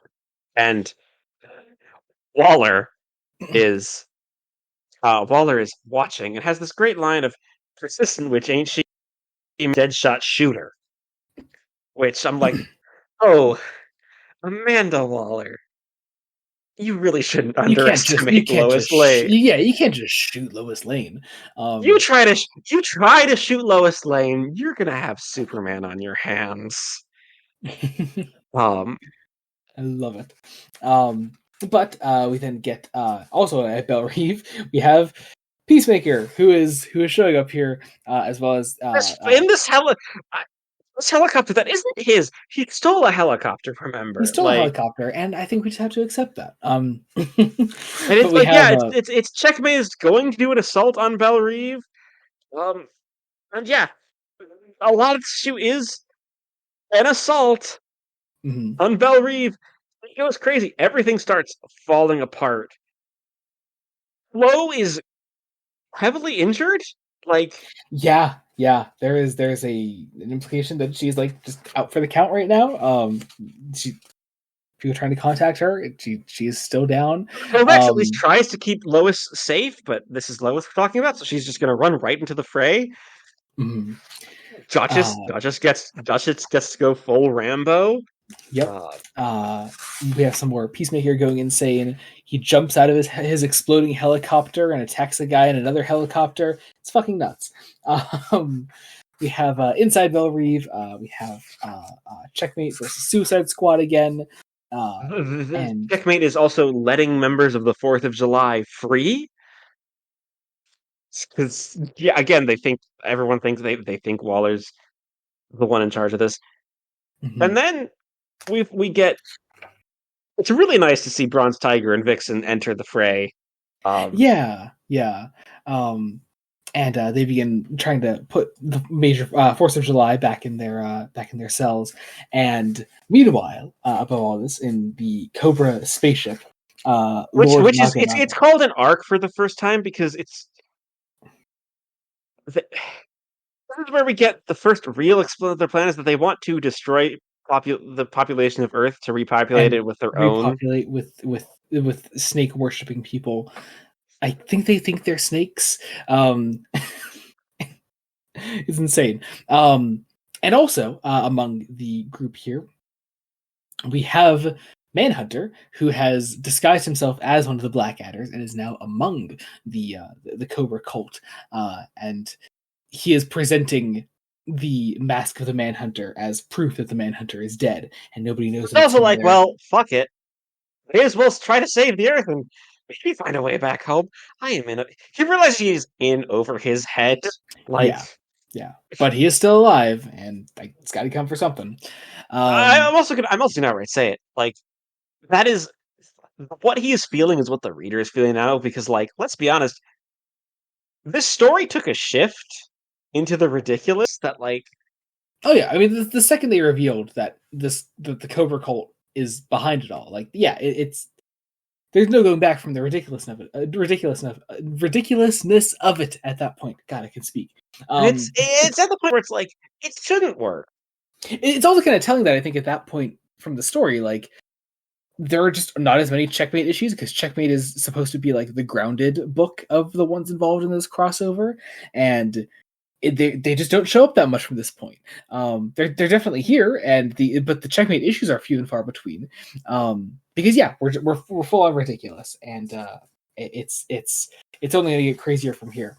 As Waller faces off against Blackthorn here, who is trying to go after Waller herself. Firestorm, or the fire elemental form of Firestorm, attacks Major Force is just kind of there and somehow is able to stop the fighting. Like, I was convinced there were paid. Yeah. I was convinced there were pages missing because, like, between page 220 and 221 of the collection, 20 and 21 of the comic, suddenly the fighting stops and everybody's in the briefing room together. And we is I kind of got the is the yellow face not Psycho Pirate's mask?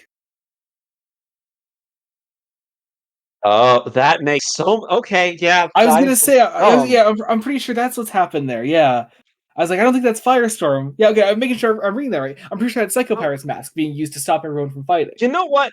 They should have just given it more than just a tiny panel because. Yeah. Oh, definitely. They should have actually like shown the mask in full. But I'm pretty sure that's what's happening there. Yeah, that's how we arrange our truce and get everyone together. And so it turns out we learn a couple of things. There was a fucking Amanda Waller doppelganger. Mm-hmm. Waller has been acting as if she was the doppelganger, so that Cobra isn't suspicious of her. She's an extremely deep cover. There are layers of her. She's also responsible for getting people killed, and she gets laid into for that all in one page. This final page is actually brilliant. Like, it's great at like, oh, this is what's happened.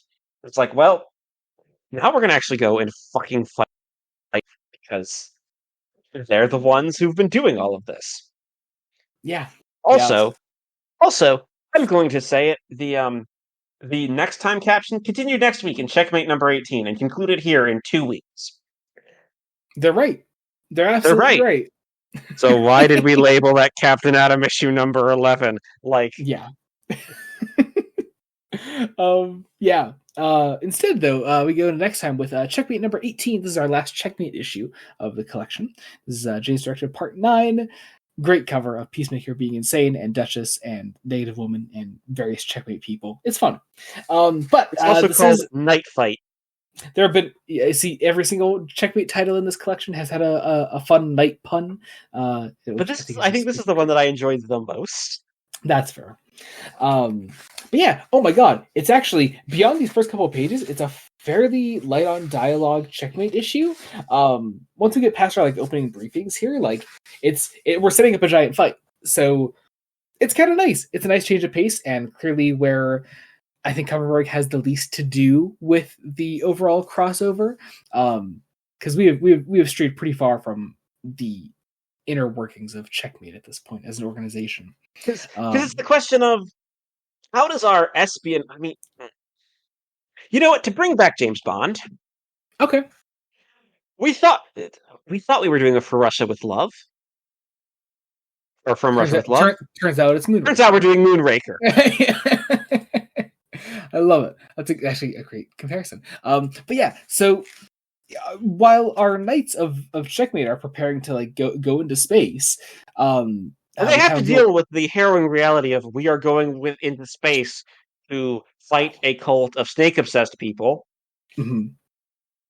Who only get more insane with each passing page, because I mean, can we take a look at this like the command center of the Ark, Space Ark, which is right out of one of the later Star Trek movies? Like, oh, totally. He begins caressing the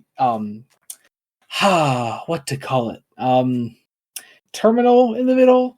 The Star Trek engineering terminal from Search for Spock, I think, is what they're drawing from.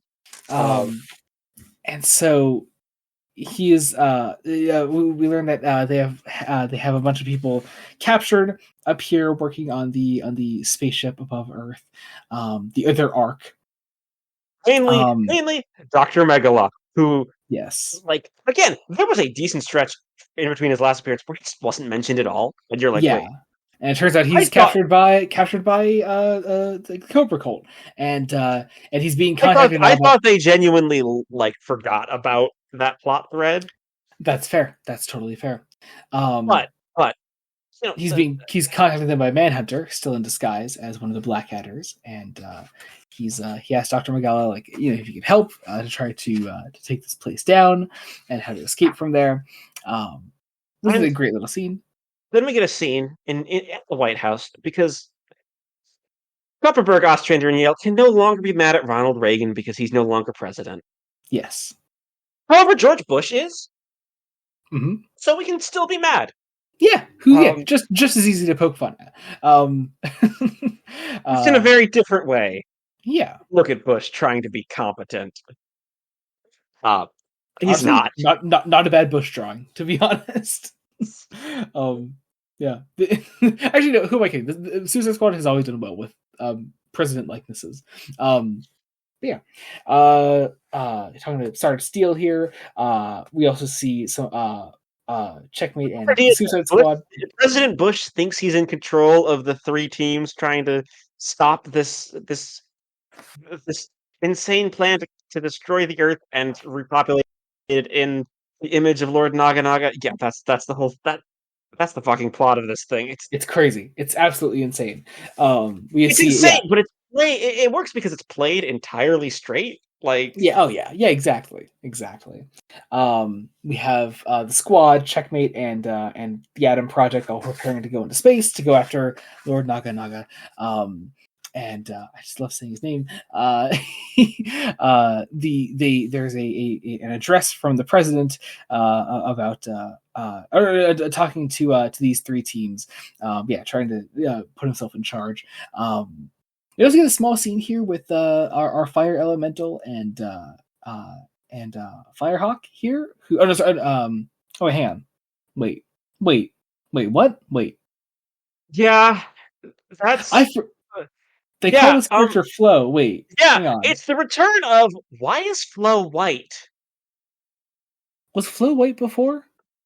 Yeah, in the very first volume, there's that. That's right. White for some reason. It's very weird that we have this prominent supporting black character that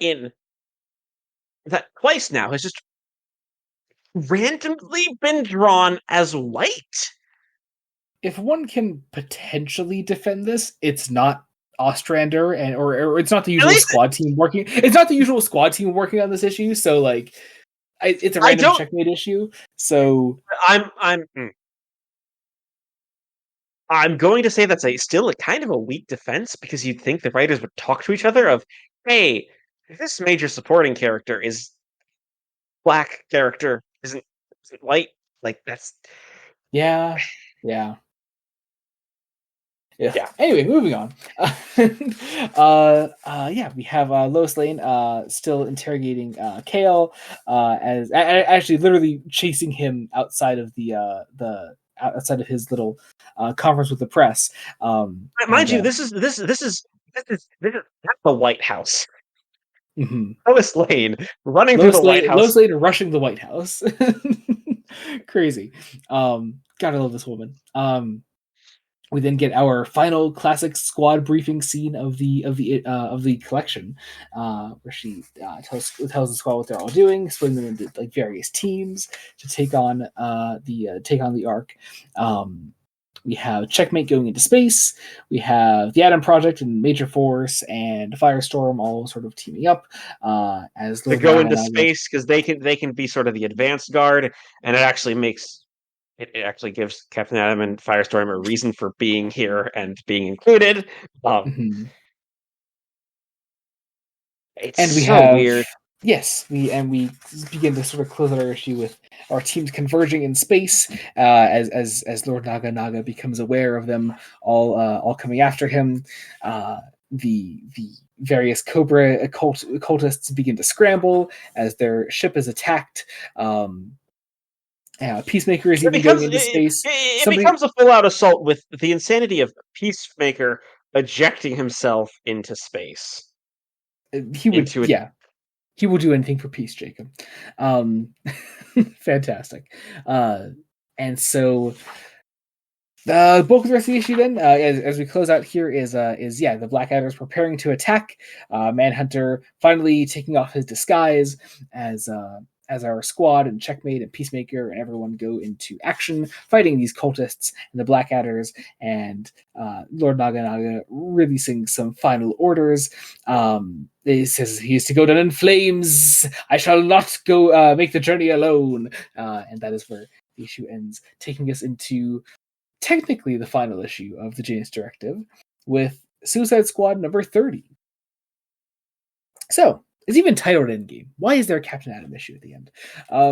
That's a good question. Yeah. But let's be honest. A lot of this is just fantastic fucking action. Yeah. Here's the thing. It's a shame because there's not much more to talk about with this issue because it's a giant fight scene. It's a great fucking fight scene. It is such a great scene. There are a couple. There are a couple of highlights. There's a point where the squad has to send stuff down, send information down to Waller to try to stop the cannon. There's this great scene between Waller and Sergeant Steele, which is because the whole idea is that the Ark might end up crashing, and it's like, hey, maybe it'll crash in a cornfield. And it's the world. The stakes are incredibly high, and seems to be the only intelligent person in charge of these agencies to deal with all of this. Mm-hmm. This is the small where like Waller actually, you can see Waller actually like fear for the possibility of losing Ben Turner in this mission. Which like maybe her best moment in the entire collection because it's a single panel. It's just this great like black background behind her, discolored by the coloring in front of her. I've said it before. A lot of modern Amanda Waller appearances forget her humanity. Yeah. And it's like, no, she's a human being and she's complex and she's great. Yeah, so great. Oh god. Wonderful. It's essentially it's a race to try to stop Lord Naga Naga from firing the cannon. Fantastic action. It's an amazing moment where Vixen Captain Boomerang gets a panel to actually be kind of a badass. Oh, hey, you forgot this fantastic moment where Lord Naga Naga wants to escape and flee from his people, and there's this scientist guy, I forget his name, next to him, that's basically convinces him that like he is perfect and he is their savior. And so Lord Naganaga, instead of escaping, is like, yes, you're right, I am perfect. And then addresses his people once more, literally walking on top of the Blackadders to take on his I wonder if Ostrander is trying to say anything about fascism. maybe. And it's possible. But Jacob, that would imply the comics are political, and I don't just it's just a little subtle politics. I just don't think they are, Jacob. I think I feel like we have to say. I feel like we have to like drop the bit and say Ostrander is not being subtle about the statements about fascism, and that's a good thing. Fuck subtlety. I know writers that use subtext and they're all cowards. I hate. I mean, especially in today's media landscape, subtlety. Yeah. I don't want to say subtlety is dead, but like we have a populace who very easily who if they read this may be too subtle for them. Yeah. Anyway, but yeah, so fight scene then between we have a lot of checkmate knights then actually on the ship taking on our cultists. Vixen takes a bullet for Ben, and it's great. Yeah, I love how this relationship has just kind of just been simmering in the background through these last couple of volumes. It's so well done. We get the Fire Elemental and Captain Atom working to incinerate parts of the ship as Manhunter takes on Lord Naganaga himself. Even Nightshade actually joins the fight, which is lovely to see. Even some members of the Force of July join in on the fight. It's fantastic. Massive blowout of all of our characters that we've had throughout this insane massive event. It's fantastic. It eventually ends up with Captain Atom and Firestorm physically taking the ship and blowing it up before it can crash into Earth. Yeah. In a beautiful final 2 pages of the actual action. Speaking of beautiful pages. Because then we get 3 epilogues. The first one at Belle Rive, where Lois Lane is let out of prison and she's going to sue. And we did get her story in the end. Someone also has massive balls to throw a pie in the face of Lois fucking Lane. I think the person with the massive balls to throw a pie in the face of Lois Lane are John Ostrander and Kim Yale. This is true. So, and I think they can get away with it too. We then have our second epilogue in Washington, D.C., where the various people behind our government organizations are sort of addressed. The big important one, the big takeaway from this is that Waller's power over the squad will not change, but she's on very thin ice, and that the squad can be taken away from her in an instant if she steps out of line again, which is great. Love to see that. And in our final epilogue... First, we find out in the final epilogue very briefly that Vixen is recovering fine. Mm-hmm. Yeah, which is good. Lord Naganaga, who has been imprisoned in Belle Rive, is meditating and has stars in his eyes. I think something's. Don't tell me this isn't the end we're going to see of this character, because it feels like this is hinting at something. Oh, it might be. We'll see.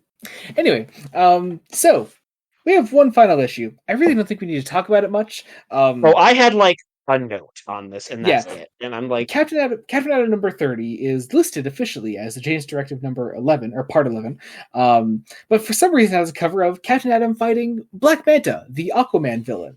And one may think, that's a bit of a weird way to advertise an issue of the Janus Directive. That's because it really isn't. It just isn't. It's not part of the story. There are exactly 2 pages, or I guess 3. No, it's really just the first 2. The first 2 pages of Captain Atom talking to Eve Eden about. No, they've had this. Their attention has clearly been romantic in the couple of scenes they shared before this. I'm going to be honest, I'm guessing this is a plot that's actually fleshed out in the book Captain Atom. Yeah. Before this point. The most relevance this has on actual Suicide Squad things is that it references the first issue before Janus Directive where Rick Flag dies, because Captain Atom is consoling her about the supposed death of Rick Flag. And That's it. And Yeah. that Eve Eden is going to stop cold turkey just any of her espionage activities. Mhm. There's a small seed of Amanda Waller, who wants to talk to General Eiling, but otherwise, Yeah, yeah. this is an issue about Captain Adam going on a boat with some family and t- uh, Having kind of wacky shenanigans. Like, yeah, he has family that he disapproves of the relationships of, and also there's a Black Manta attack, and he goes and defeats Black Manta. That's the end of the issue. There's also a scene early on with Elongated Man, and that's it. It's a actually it's not a bad issue, but it has nothing to do with the Janus Directive, and I don't know why it's here. here for the scene with Waller and the scene with Eve. Like, that's Yeah, clearly why it's part of it. yeah, but it has no relevance on anything that we've spent the last what nearly 2.5 hours talking about. Yeah, it's not relevant, but it's not bad. It's not bad, and it doesn't bring down the collection at all. Like, No, it's fine. I think I might enjoy it more if I had a little more. Again, if I had a little more context for Captain Adam as a character and this run. Um, but it's it's very much it's not even an extended epilogue. It's a postscript. Like, It doesn't really have anything to say about the Janus Directive as a story, and it just kind of is there. But otherwise, it's its own thing. yeah.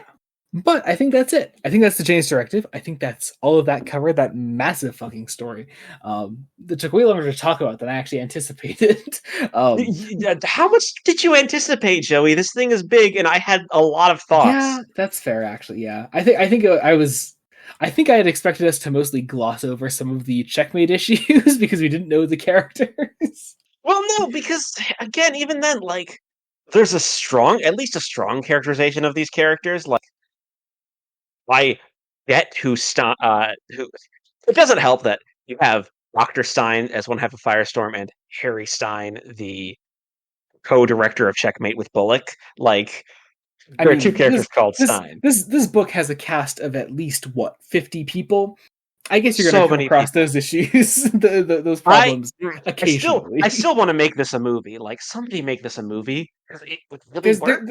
There's a way to tighten it. There's definitely a way to tighten it. Right? It would tighten it. Like, I could almost see James Gunn doing this, replacing one of the teams with maybe the Creature Commandos. maybe. If you use that as one of the teams Honestly, instead. probably the 4th of July or the 4th of July as Yeah, instead of with the Creature Commandos. yeah, Mainly because I think the 4th of July as a concept is very much tied to the Reagan and Bush administrations. Like, yeah. Yeah, I could see I that. don't know if that satire. Well, I feel like that satire would I mean, still play. I feel like you could make fun of American nationalism whenever. So Here's the thing: I think Gunn would do that with just using Peacemaker, like with the way he yeah, used yeah. Peacemaker in Jacob, the Suicide Squad. I You're tell gonna you say every watch damn time, watch the Peacemaker. Peacemaker show, Jacob. Season 2 comes out later this year. Fucking watch it, man. Please. It's so good. God damn it. Anyway, okay, so that was the Janus Directive. We did technically watch some adapted material. I really just say that because I wanted you to watch a Suicide Squad movie again, and there's a really good animated one that I enjoyed. Honestly, we could have possibly saved the Suicide Squad for this volume, but I'm glad we did it. Yeah, yeah. But yeah, I had you watch Suicide Squad: Hell to Pay, which I think we actually talked about during the last episode, didn't we?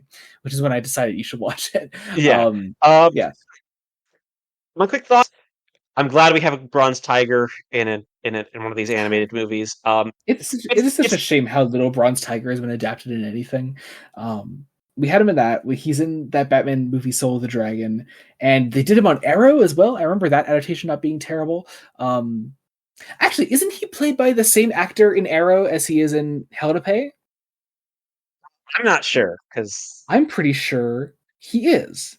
Let me just double check that. You keep talking about your thoughts on the yeah, movie. Hell to Pay. It's a nice little. It's Suicide Squad does a road trip movie almost. Um, and it follows up on the Flashpoint adaptation and in a fun plot. It's honestly enough. I the one thing I actually dislike is that the lead of the film is Deadshot, played by Christian Slater, and Slater's not a particularly good voice actor. Yeah, that's fair.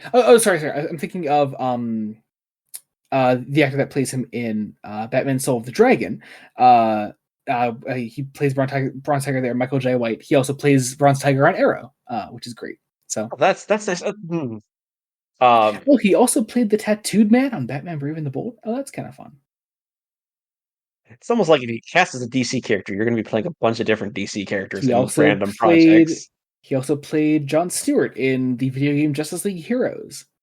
He also played Blade in Marvel's Midnight Suns. Huh.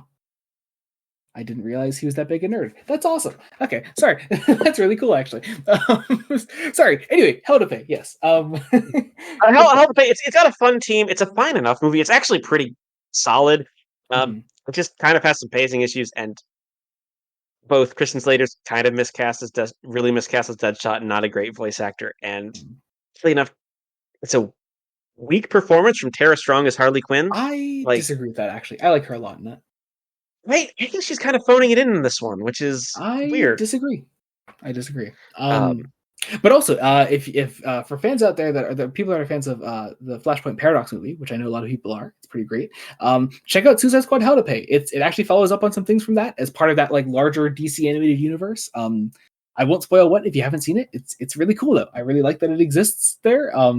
It's an animated universe that never really bothered much with like connecting movies other than like maybe like the Batman ones. But yeah, it's really cool that exists in the way it does. Also say Vanessa Williams as Amanda Waller in that movie is actually really good casting. So good. And it's probably one of the closest modern Waller interpretations we've gotten that's kind of close to what Ostrander does with her. Yeah. I mean, not entirely.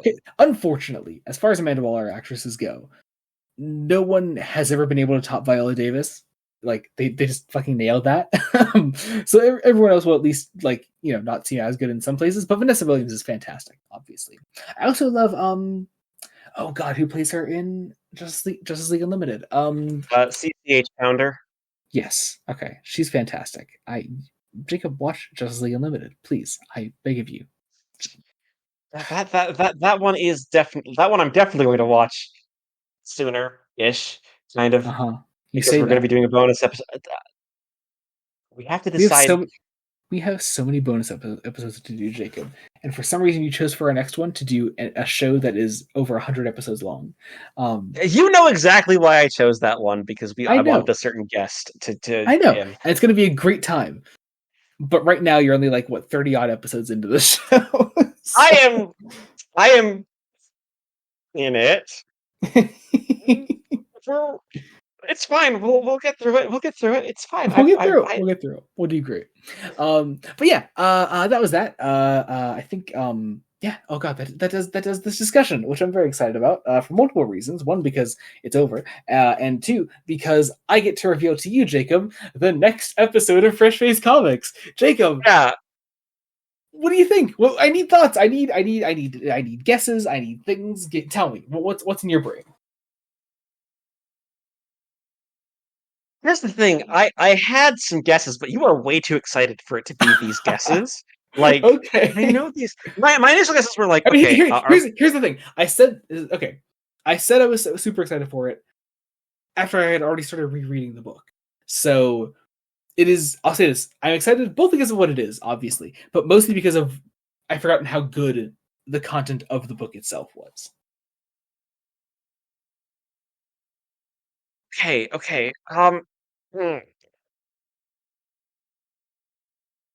Yeah, I'm just gonna go with this. Are we finishing Johns' Justice League next? Oh, that's interesting. That's an interesting choice. Do you have any other guesses? Okay, so here, well, my initial guess is we were either going to be maybe finishing Johns' Justice League or Perez's Wonder Woman. Okay. But you got really excited. I'm like, okay, well, are we going to maybe go to Vertigo and continue Hellblazer? But then you said you got excited because you forgot how good it is. And like, well, that can't be Hellblazer because you adore Jamie Delano's Hellblazer to bits. So that's where I'm like, is it Johns' Justice League? Am I on base here? What the? Interesting. Tell me, what are we doing? Choice.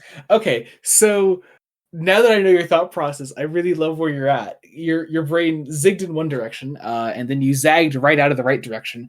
You're kind of right there. We're gonna do some Vertigo stuff, definitely. But Jacob, I think it's time we do some Swamp Thing again. We should read Yes, some Alan Moore Swamp Thing. Okay. We're gonna do some Alan Moore Swamp Thing. We're gonna do Saga of the Swamp Thing Book 2 next time. Jacob, obviously I love Alan Moore Swamp Thing, obviously, but I swear when I started rereading it, I had just forgotten how fucking perfect the issues, particularly in Volume 2, were. So is this where Constantine first appears as a character, Joey? No, that'll be Volume 3. Okay. I was like, so we're still in strictly Swamp Thing territory. There's an God, issue in there. Really... Yeah, there's an issue in there where Alan Moore attributes an environmentalist comic strip that clearly comes from a place of Alan Moore just being an honest to God, just comic strip fan, which I really love.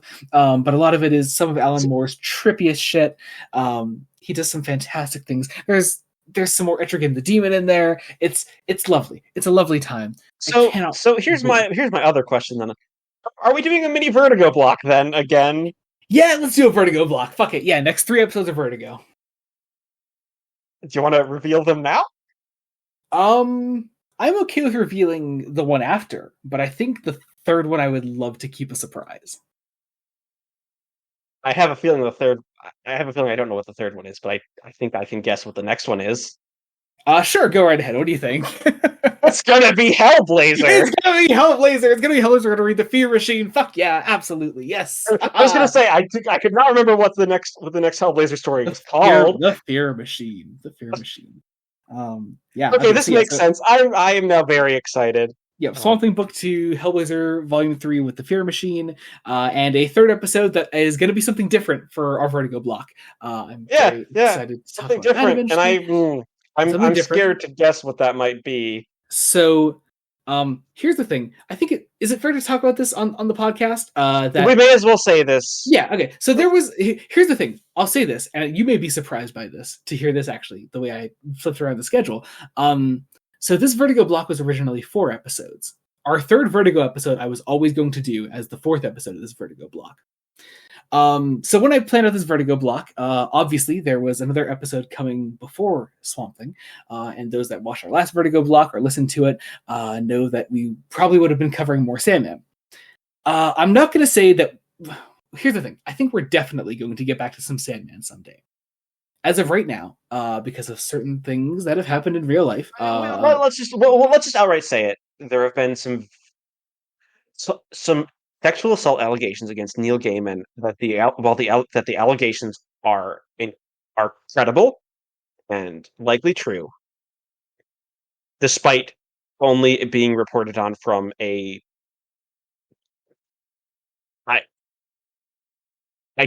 source, an imperfect source, let's say. A source that has ulterior motives. Mm-hmm. We both, I think it's fair to say we both stand with the victims of Neil Gaiman. Yeah, despite that, there is no excuse for his actions or the allegations against him. And while, like I said, I don't think we'll probably definitely talk more Sandman eventually.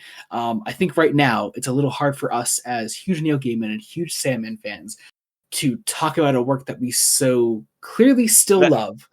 A work and I hate to, for me specifically, an author's body of work that means and still means a lot to me, and it's difficult while also wanting to front face the actual victims. Mm-hmm. We have intentionally made a change in the schedule. Yeah. However, you don't know what that change is. I'll say the change does not come to the Vertigo block itself, aside from removing an episode. I was going to say, I imagine that's going to come to whatever. The replacement episode is going to come immediately after our Vertigo block. I was going to say 89 is probably whatever was replaced. Yes. So, yeah. We'll see what that is when we get to it. First, I just want to say thank you. We thank you all for hopefully understanding our decision to, for the time being, put a hold on our Sandman coverage. We would love to get back to it eventually, but I think for now we need to put some distance between. Let's be honest, probably a lot of distance. Yeah. Despite and we're saying this now in January. These allegations came out half a year ago already. Half a year ago, and I'm gonna be honest, it still feels. That is exactly it. These things are still new. These things are still fresh. It's hard. It's hard to talk about it for the time being. So, I would like in our imperfect system to see justice for the victims because mhm. they deserve it. Yeah, Also, it it's going to make certain Sandman things interesting to read in a light yeah, that I already know about because yeah. yeah. But we'll leave that there Yeah, and yeah, and thank you all so much for hopefully understanding. We do what we can around here, but there's only so much we can do. But with that said, thank you all so much for listening. I think let's get into some promotions now. Jacob, what do yes. you have going on at the moment? So really recently, I actually reviewed a book on my blog. Oh, I I did Wind and Truth, the fifth installment of Brandon Sanderson's The Stormlight Archive, when I had messy thoughts. But don't read that review if you don't want to be spoiled because I had spoiled stuff because of how big that book is. But I'm also Jacob, why don't reviewing you just read it all in an hour? You should have because done I'm that. not Andrew.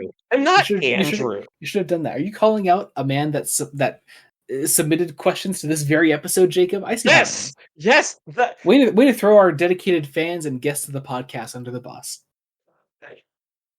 he knows that he's great, but also how did he get it through it so faster than I did? I did You review know that, exactly but I've how. also been reviewing Star Trek: The Next Generation for the first time. It's true. I will have just done an episode called "The Battle," which The battle. Oh god, yeah. Battle's actually pretty I good. okay. I'm probably going to be watching it fairly shortly after we finish Yeah, recording yeah. The battle. because yeah. Some Picard character development actually. So look Oh, forward to oh, that. good, interesting. Because before that, TNG season one is ups It's a and struggle. downs. It is a It's struggle. ups and downs, and sadly, where I'm at, it's a lot of downs. Yeah, yeah. I on the other hand have recorded way ahead, and me and my brother have watched all of season 1 of TNG. So apparently the worst is behind us. But yeah, we're also doing video reviews of Star Trek: The Next Generation on the channel. Our video on the battle is out as well, and also you could join our Patreon to get 1 week early access to those videos. Or that'll be the video for Hide and Q, which is an excellent episode of Star Trek: The Next Generation. So you can check that out. So what else? Also on the channel, we have R2BD where we cover Star Wars things. Me and my brother are sort of changing the format of the show coming up soon, going for like some episodes that are more focused on like one particular thing, and hopefully the episodes can come out a bit more frequently then. So that's a change we're looking forward to implementing into that.